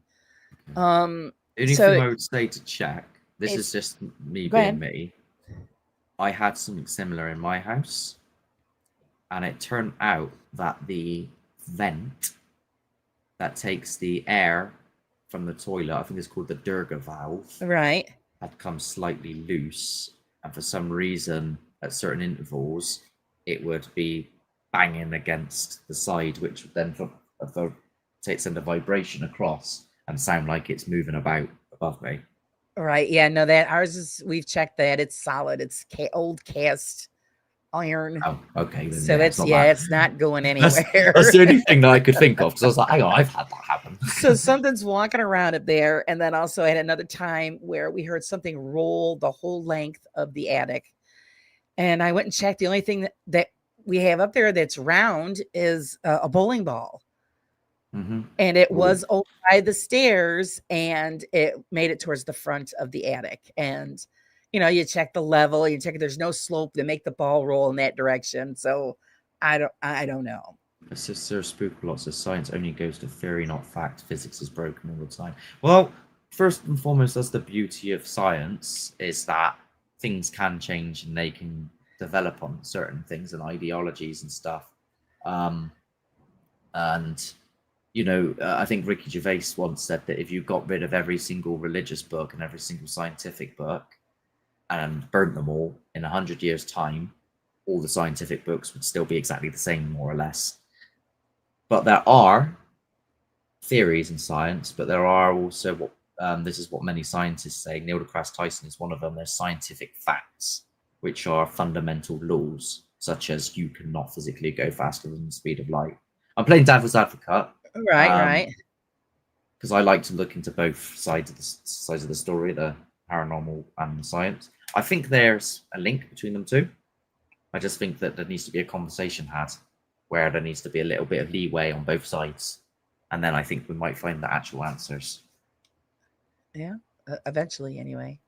Calamity says, I agree that just because something isn't scientifically possible doesn't mean impossible. Science is based on theory and done through a repetition of experiments that produce the same outcome. Exactly. Yeah, more or less what I said about the books.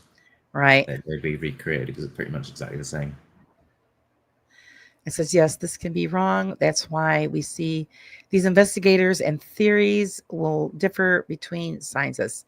Yes, because some will agree, and it's proven they've done it. You've seen it on programs even in documentation where scientists will disagree with each other on how something is done or how it happens. So even science might not come up with the true answer. There's some stuff which is literally just not even theory, it's hypothesis. Like they don't know what happens at the center of a black hole. Once you go past the event horizon, no one knows.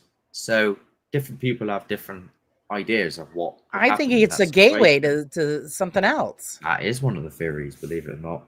There is one out there which said that it is the start of another universe, and the reason our universe began is because it's the back end of another black hole. That's one perception. Amazing, yeah.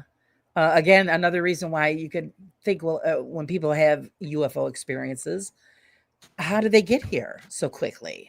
Every wormholes, yeah. Yeah. So I'm thinking, yeah, you got those black holes are a gateway through maybe the universes or the dimensions or wherever they're coming from. I love the experiment. Where is it to? Can I do the experiment? I need paper. So basically, what you're suggesting, I'll do it on a bit of card. Here's a card. So the universe is, a lot of people see it as this. So this is one end of the universe, and this is the other end of the universe. And you imagine that's like 1 billion light years from there to there. What you're saying is, instead of traveling across the fabric of space, you just bend it. and then you can travel You're taking that shortcut. straight through like that. Yep, the shortcut. Yeah. There we go. Science with Mark. There you go. Ta-da! Yeah, that's what I'm thinking. It could be just a shortcut that we don't know how to use. Let's see. Admit says, she goes, I'm not sure we would survive a black hole as humans. You'd have to She said stabilize it. the pressure would be immense. Well, saying that, so saying we don't have that technology yet. The main problem with it is that the smaller ones, you will become like spaghettified and you stretch. But this doesn't happen in supermassive black holes. So it potentially, if you had the right technology for it, you could pass the event horizon of a supermassive black hole, not get spaghettified, but nobody knows what will happen once you actually reach the center. Because everything pretty much gets torn apart, but energy can't be destroyed. And some of it comes out, some of it leaks out as Hawking radiation, which has only been recently discovered. So yeah, we're getting deep now into science. There's so much that we just don't know, and eventually, I think eventually we will find some answers to a lot of these questions. I hope so.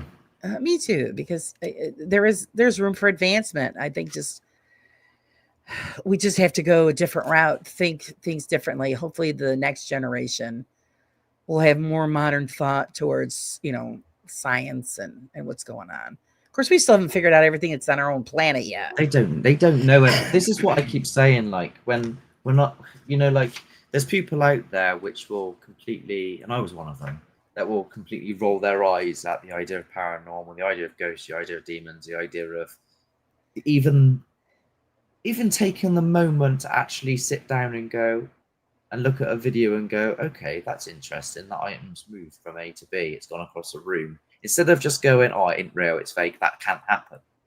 They won't accept it because they're like, no, that's not how science works. Well, I argue, no, actually, that is exactly how science works. Because there's loads of things that we don't know. They've only just discovered dark energy and dark matter, which takes up 95% or something like that of the known universe. Here we go, right? As a paranormal investigator, I go to a location, I film an item, go from here to here. Okay, so I've got the effect of it happening. I don't know what the cause is, so I say that is, let's call it spooky objects movement. I don't know, right? Okay, that they don't accept. Oh, no, that's not something. However, something that they can't see, which is making the universe expand and keeping the galaxies together, but they can't see what's doing it, they call it dark energy and dark matter.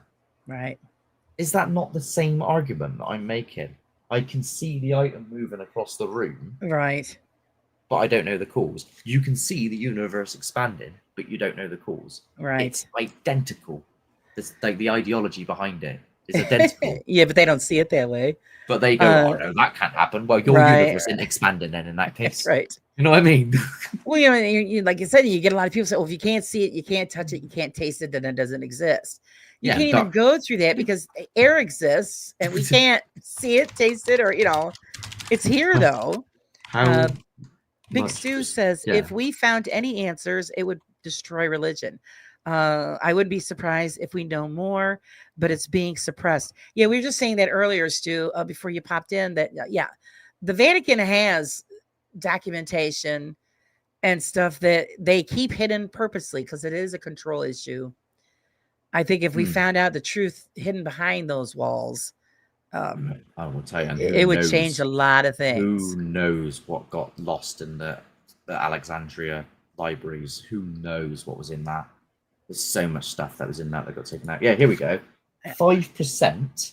So ordinary matter, me, you, gravity, what we can see, the wind. Yeah, 5% of that is what's in the universe. The rest of it is taken up by two forces we can't see. Yep. So you And can't yet see they it. won't accept paranormal. Right. Because you can't, yeah. And like you It's said, the it's the same. same argument. It is the same argument. You gotta, that's why I always tell everybody, you have to be open to all of the avenues, involving this, because Mm. it's not just cut and dry. It's just not. And just like with the universe, nothing is cut and dry. There's so much we don't understand and don't know. We are So right. much that is hidden from us, There could from be our own governments, not to mention just, religions and all of for all that. we know, the idea of God and the idea of spirits and the idea of demons and the idea of whatever this is in these locations. I mean, it's been called different things over time by different people and different belief systems. I'm probably like back in the day when Stone Age people were going around, they probably still had names for it back then. But it's there. It's a real thing. But I think it's so far and beyond our comprehension. Like, let's use God for example. That is so far and beyond our comprehension that trying to understand something like that fully would be like telling an ant in the road that there's an entire world. Do you know what I mean? Yeah. That ant could never perceive or understand the ideas of what we know, gravity, for example. Right. It just wouldn't understand. It couldn't compute it because its brain can't physically handle that. Right. And I think that's why we can never find out an answer, because I don't think that we're mentally able to actually figure it out. It's too far out of our comprehension. It's on another level of intelligence. Right. Admit says we can't hear, but can record it. We can't see, but we can photograph it. Exactly. And they always have some kind of explanation why you're hearing something or seeing something in a photograph, but it's not always what they say it is. So, and like she said, yeah, it's breaking the programming we receive as kids.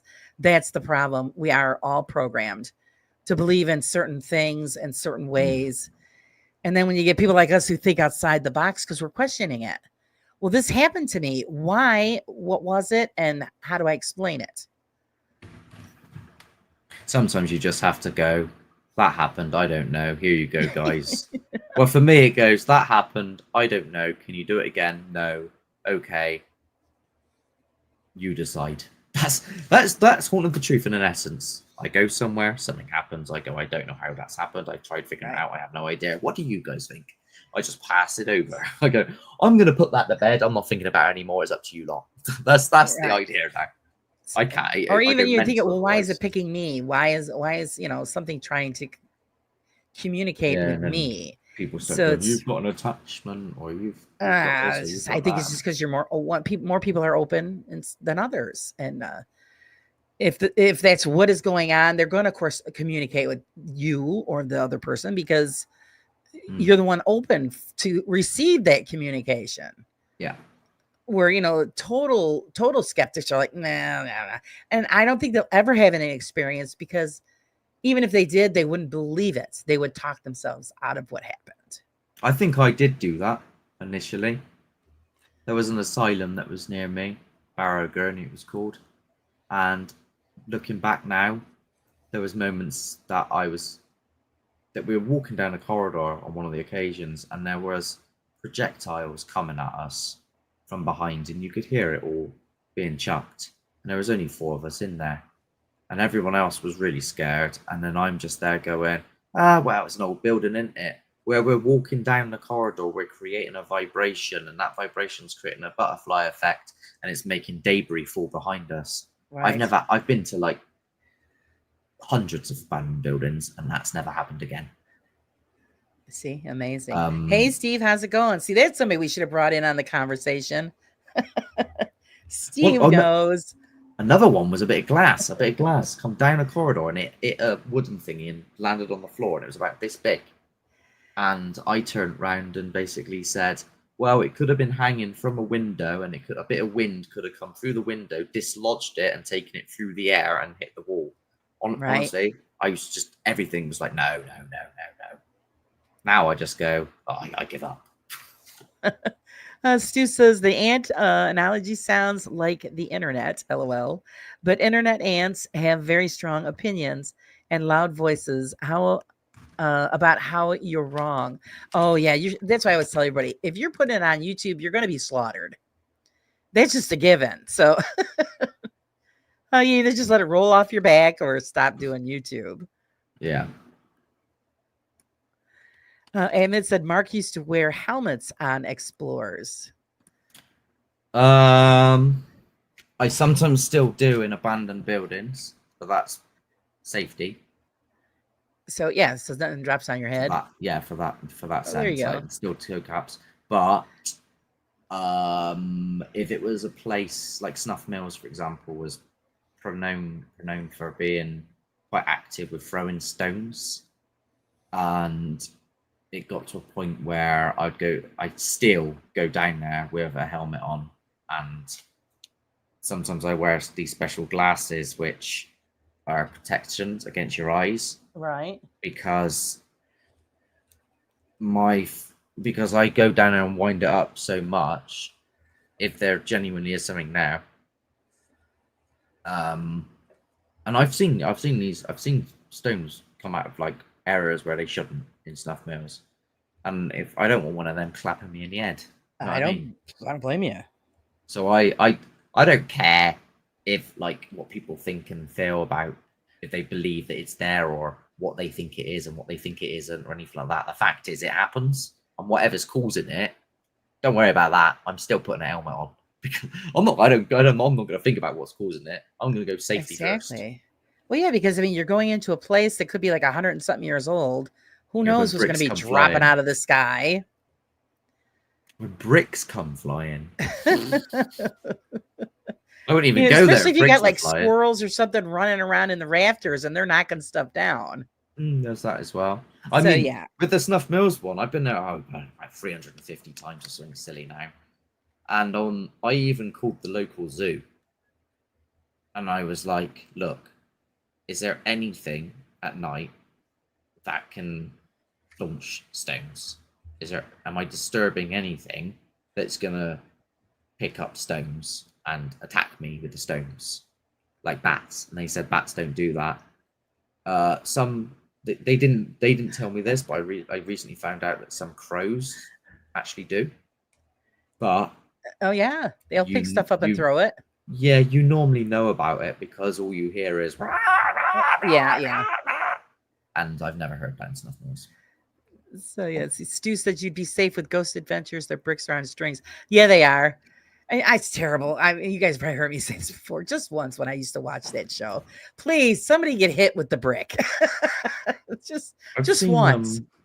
I've seen one come out of a river, not a brick, a stone. So the river was to my right, and we were on the embankment, and I was filming looking forward, and it comes at like an arc like that over from the river, which means it would have come. I mean, you could argue, if the water is strong enough, could it have kicked a stone out of the water and into the air? But then it was dry. So right. So, but at least you thought that in that direction. Yeah. I thought that's one of the many things that I consider down there, because it's a river running under the bridge. Calamity says, I'm class as a debunker, though I don't classify myself as one. As you know, Laura, I have had my fair share of people saying I'm wrong about research. They delete their comments if I ask for their info and info why.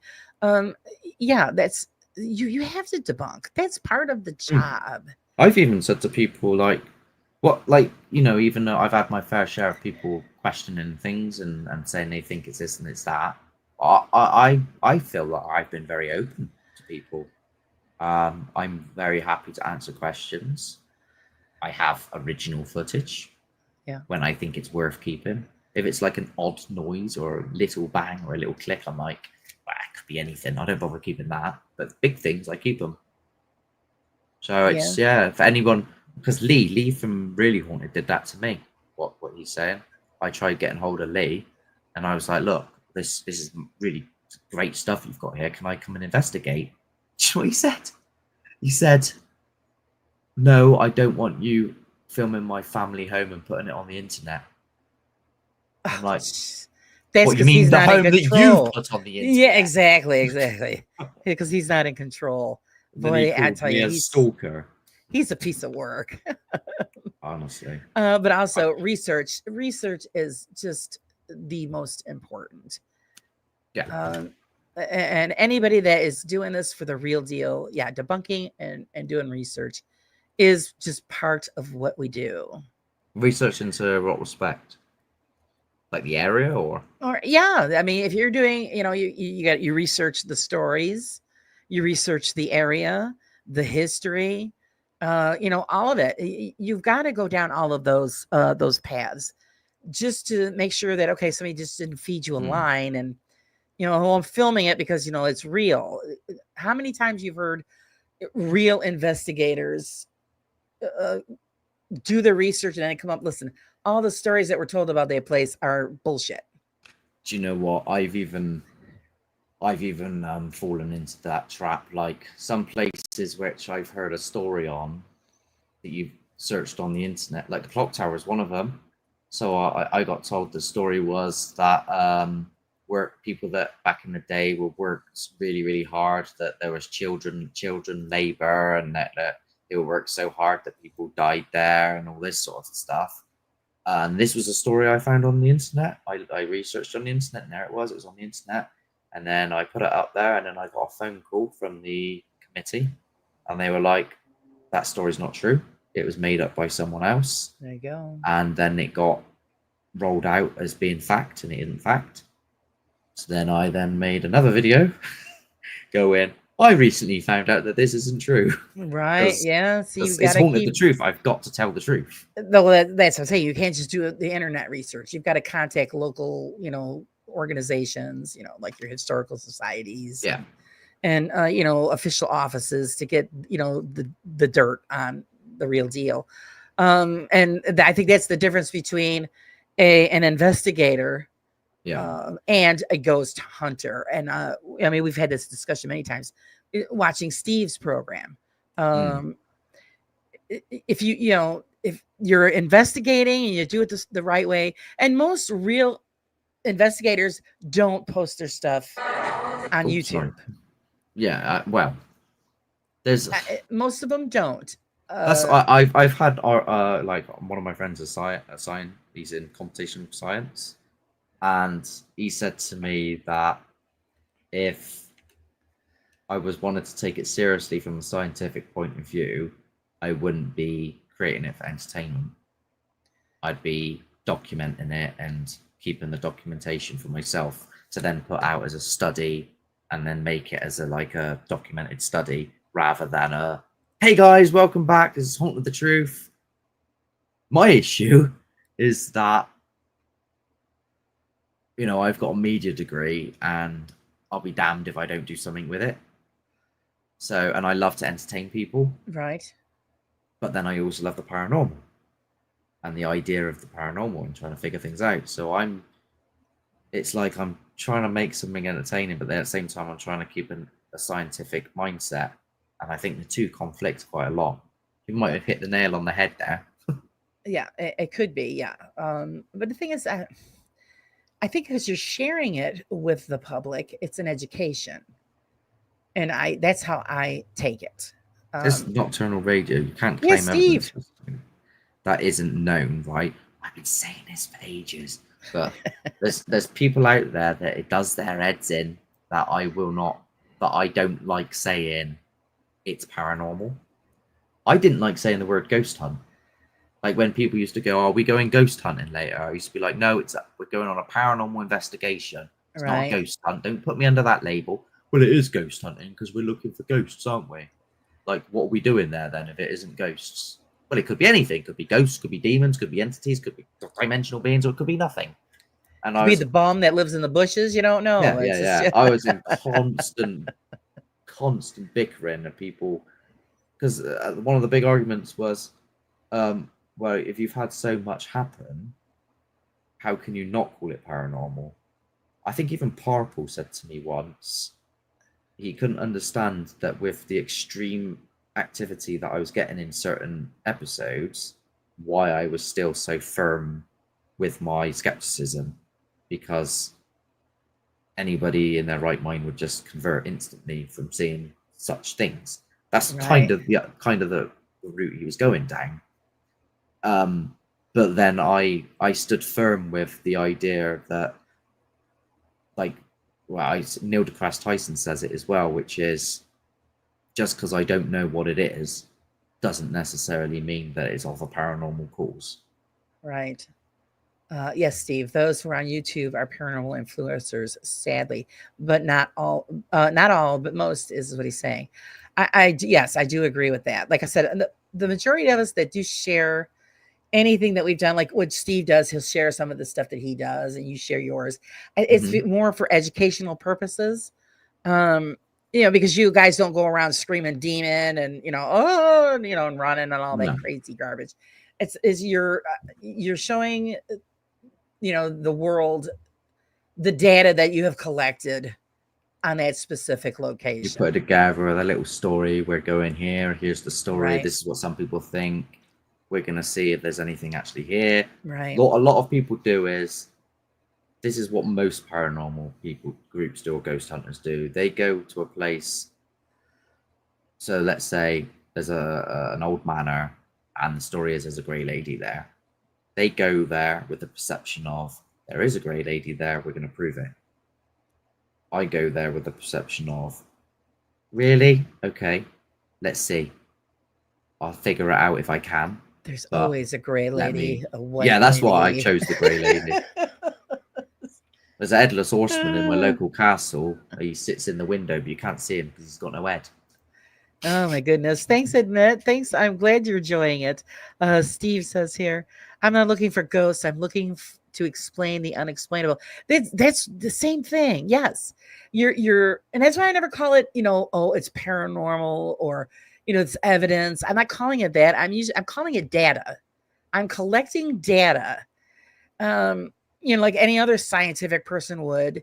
You're collecting data to see if you can come to an explainable conclusion.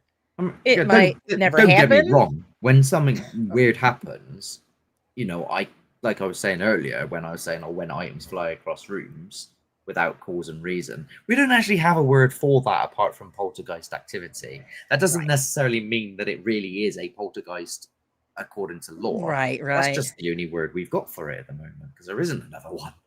And I can also say things like, this is displaying what people would consider to be paranormal. Yeah. I firmly believe the word haunted can be used as well. I think this is the words that everybody knows. I think you can say a place is haunted, because it doesn't necessarily mean by a ghost. Exactly. Hey, face the eights. You could have like something tragic happen years ago, and you could say that, and it's still bothering you to this day, and you are haunted by your past. There's no ghosts involved in that. So I think the word haunted could definitely be used to describe a location where there's weird things going on. Well, you're pretty much just, stating the obvious, is that these are the labels that people have created for specific things, so that we are used to using those things. I try to stay away from that. It's hard, but it's when you're used to saying one thing and then you're trying to change it. I think that's where people would get caught up. Stu said the science approach is tough for the average person. Yes, it is. Most of us aren't scientists. The best we can do is gather data and present the logical hypothesis. And I agree. I think that's what we're all who are serious about doing this. That's what we're doing. We're collecting the data and see what the outcome is. The time when it gets difficult is when you're trying to gather the data and stuff to come up with maybe a pattern or figure something out, or see whether it happens at certain times sketch, like you're saying, or things like that. And then you think you're onto something, and then you go to the next few places, and it's completely the opposite. Exactly. And nothing is ever the same. Make no sense at all. It's just, there's just things that, the world of the unknown. Emmett said, logical for whom though? Us or the mainstream, I find it hard to talk about unless I'm with like-minded people. You know what? I find, and I know a lot of people go through that, but when people say, "Well, gee, what are you doing?" or this, that, and I explain what I'm doing. I explain how I do it, and they are just amazed by it. They're like, "Oh my God, that is so cool!" And because I think a lot of people just don't realize that we actually do exist, and we do these things. Um, Compared to like you see the ones, the big wigs on YouTube. They go to that extreme just to get their clicks and their views. I get it. That they're making the money. but But I then Go the ahead. problem with those people is like then when things do happen to that extent, which are actually happening, then no one else believes it. Is that what you mean by the people that are doing stuff on YouTube that are faking? Is that what you meant? What I mean, or what is she talking about? I don't know. I tell you, She's saying that she's finding it hard to talk unless she's with people with the same mindset, because you're going to be judged okay. by people. Yeah, and the reason you get judged by people is because there's people out there that are being dishonest. So then no one believes anything anymore. Right. Calamity, thanks for joining us. Great questions. Thank you for being a part of it. If you've got any questions for me of anything as well, if there's any episodes that you think, hang on a minute, I'm not having that. Right. Spit out the Feel free questions, to ask guys. me. Sleep well, Calamity, and we'll see you next time. Let me show you this. I don't know if it's going to work. Oh, I have an itch. Right. Watch this stone here.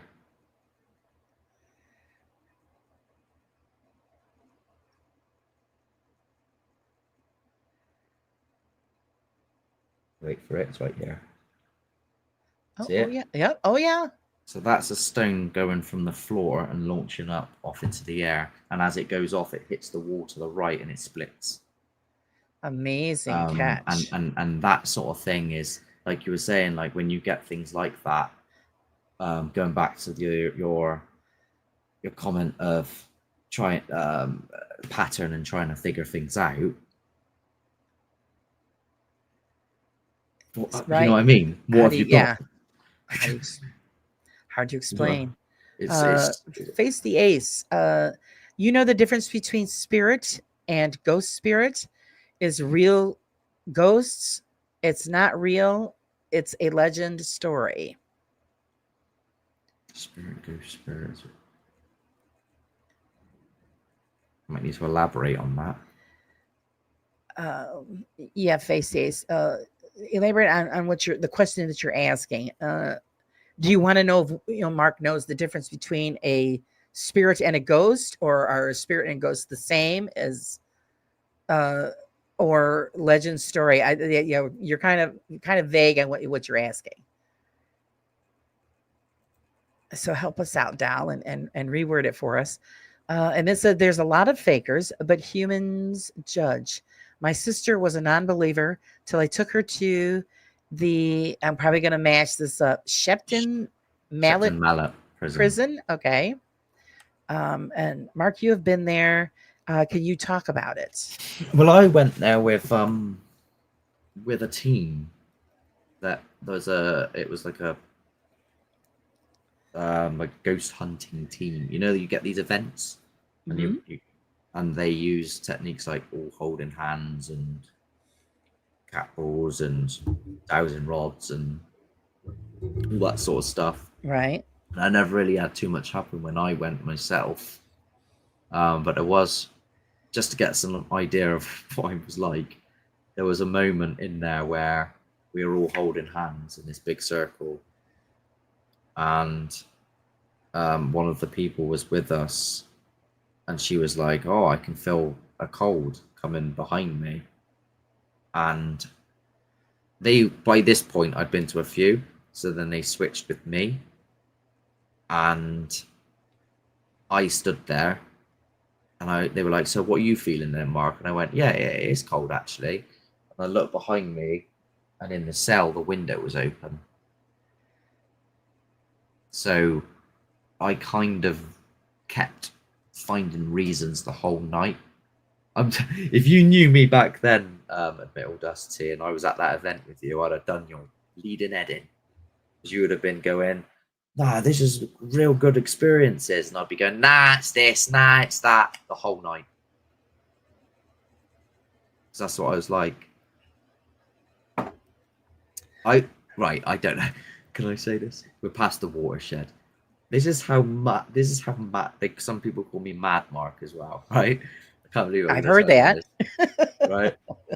I went to one of the old wings. I can't remember if it was Shepton or Gloucester prison, but it was one of them.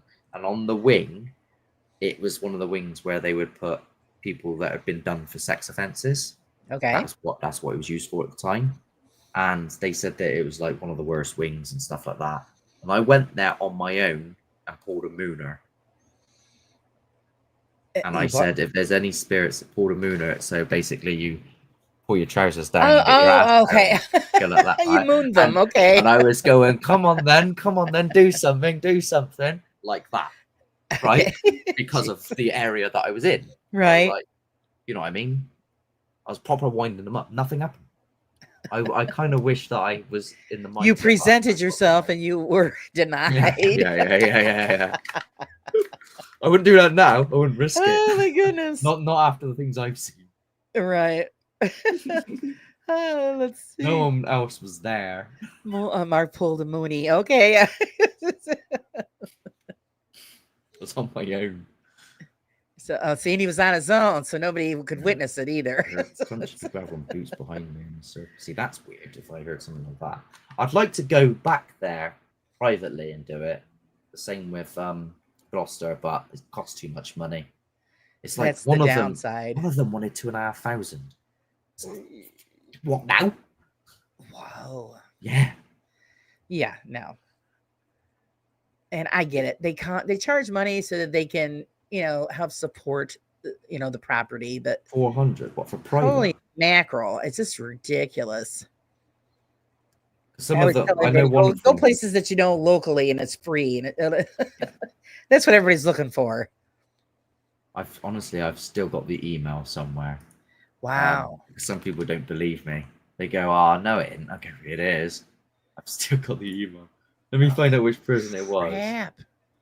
That's a lot. Like, I'm not made of money. People think I make money from this. Like, I get like donations and obviously monetization and Patreon and stuff like that, but it doesn't pay for the roof of me, Ed. It just pays to continue doing it and to pay for petrol. And I appreciate everybody that does that. I'm assuming you appreciate everybody who does to buy the coffee thing. Well, yeah, that's the only thing I have right now. I still haven't hit my 500 mark. I was hoping to meet it by my birthday next week, but got my fingers crossed. It was at Shepton Mallet. So to book an 8-hour paranormal investigation, 8 p.m. to 4 a.m. would cost £1,000 plus VAT. Wow. And then it says, that's crazy. If you're filming, it's 1,500. Are they all right? That's insane. That is insane. And do they have to check whatever you record before you can release it? It doesn't say that, no. Oh, okay. If you were looking to film a paranormal investigation or anything personal like this, there would be an additional cost of £500 plus VAT. You must follow our practices on sleeping events, all T's and C's. I haven't read the T's and C's. Could be in the T's and C's. I never got back to them. I just instantly posted it on a Facebook, not Facebook, on a YouTube community page. I was like, what is this? Right. It's insanity is what it is. Yeah, I won't pay that kind of money. But I have been offered a position to go to, and I should probably take them up on it, to be fair. There's an old pub down in... I've gone and lost it now. I had details about it and I've gone and lost them. Yeah, that wasn't going to cost me too much money. It's the old Jamaica Inn. Well, yep, I've heard of that. that. Those of you that know of that. Yep. Yeah, they're very careful on who they let in there now. And it's sort of like it's like invite basis. But I'm in contact with somebody that I've spoken to and actually met in person, so they trust me. That's So good. that's a potential that could be in the future. That would be very interesting. Yeah. Yeah, the 50% head thing is if you go with an event, but If you after go in, yeah, you go in as a group, yes. the last time I paid to go with an event where you get randoms turn up with you, was when it was with Spooktacular after Shan and Bill left Spooktacular, and everyone there hated me. Pretty much. That's terrible. They didn't like my method. Oh, They didn't like the fact that I was trying to film the evening for an episode. They didn't like. So, for example, we were all in a big circle, and then because I know psychological effects, I knew that they kept saying things like, "Is anyone feeling anything? Is anyone getting anything? Is anyone feeling hot? Is anyone getting this? Is anyone getting that?" And I'm like, "You're instigating thoughts into people's heads. right. Like, stop trying to create this psychological atmosphere. If someone's going to feel something, they'll let you know." And then I started like moving about, and then the woman next to me was like, "Oh, Mark's swaying." And then the guy was like, "Oh, you're swaying, are you, Mark? Well, if there's something with you, just ask it to move along." Now, me being me, I turned around and went, "No, if there's something next to me, let's have it. Come on, do something. I dare you." Right. Oh my word. They were mad. Uh-oh. I got took to one side afterwards, and he was like, "You can't be doing that. You can't be angering them. There's people here that don't want that." He Then what are they there up to my for? head and did all this, and he was like, "Your aura's on thin ice. You need to be Oh, careful what jeez. you're doing." Right? Okay. And no one in there that spoke to me. They just ignored me. So it was just me and the people I was with, and then everyone else was just like, they just hated the fact that I was there. Wow. So Well, you were doing an I've investigation. I've never gone with a group since. I then went and got my own insurance and booked the place out privately. Right. See, a lot of people I've spoken to say, yeah, they don't like the group thing. I wouldn't either. Because I think there's too much contamination when you're in a group. Yeah, and there's like You 20 don't people. have the freedom to do what you need to do or what you want to do. Like you just proved, they're telling, oh, you can't do that. Well, why not? I got right. We were in it was the clock tower. We were in the bottom room, and we were all doing. They were all doing. It was like a spirit box through. What do you call it?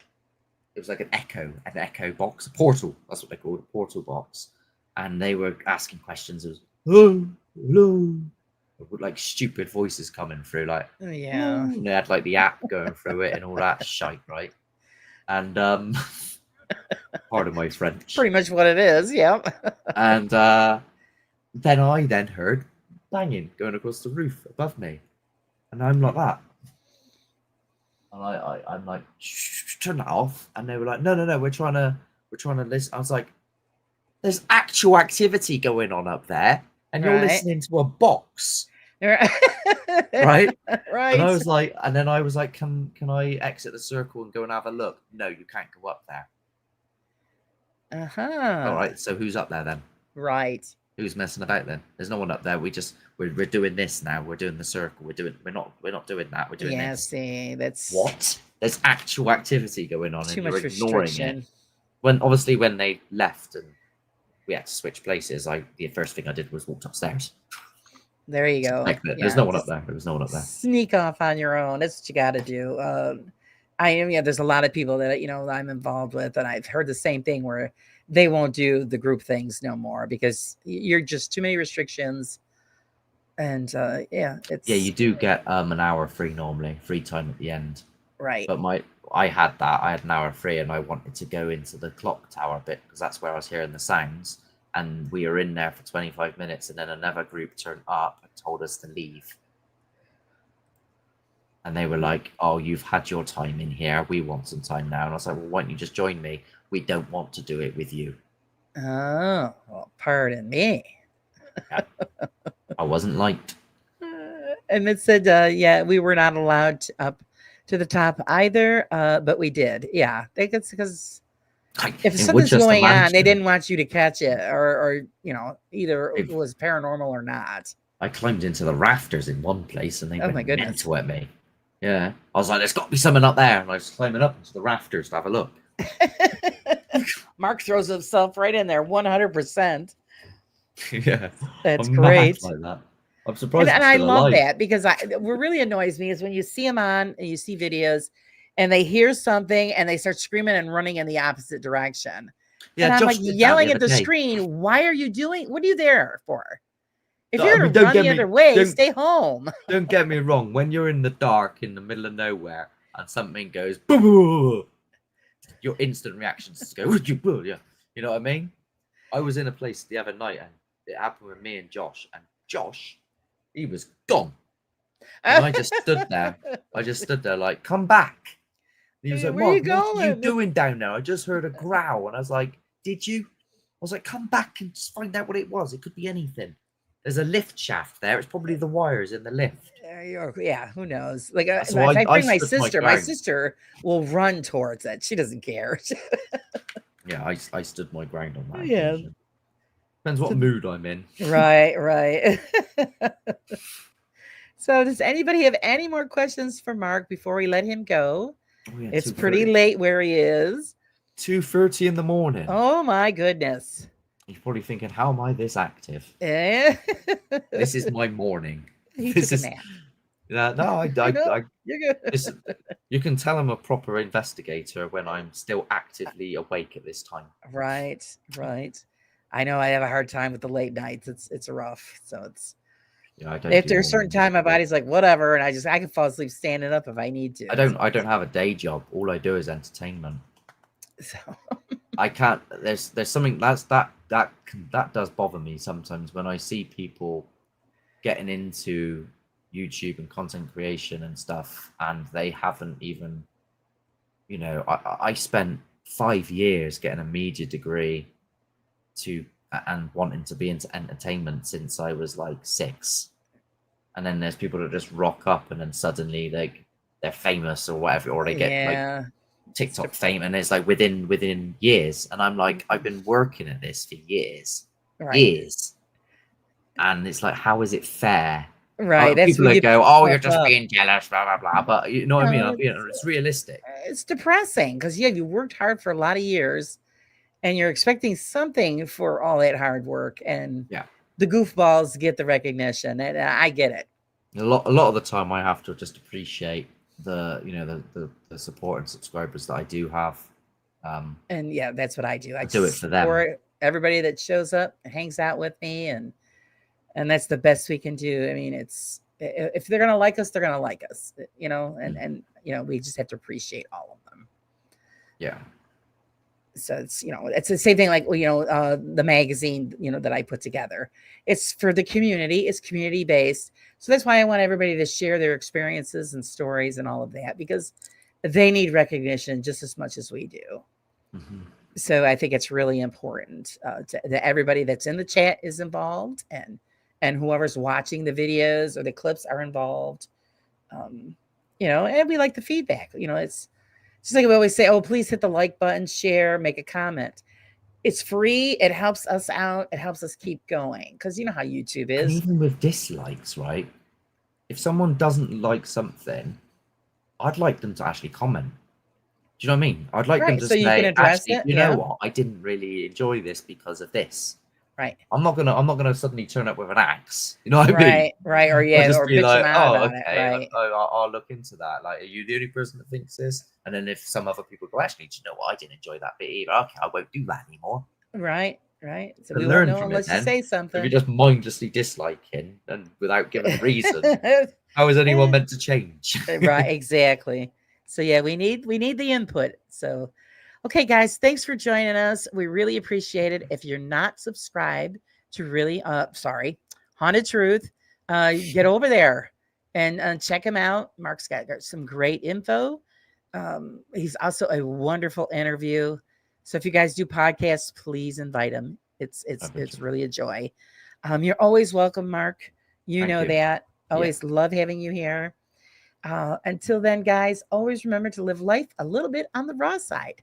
We'll see you next time. Namaste.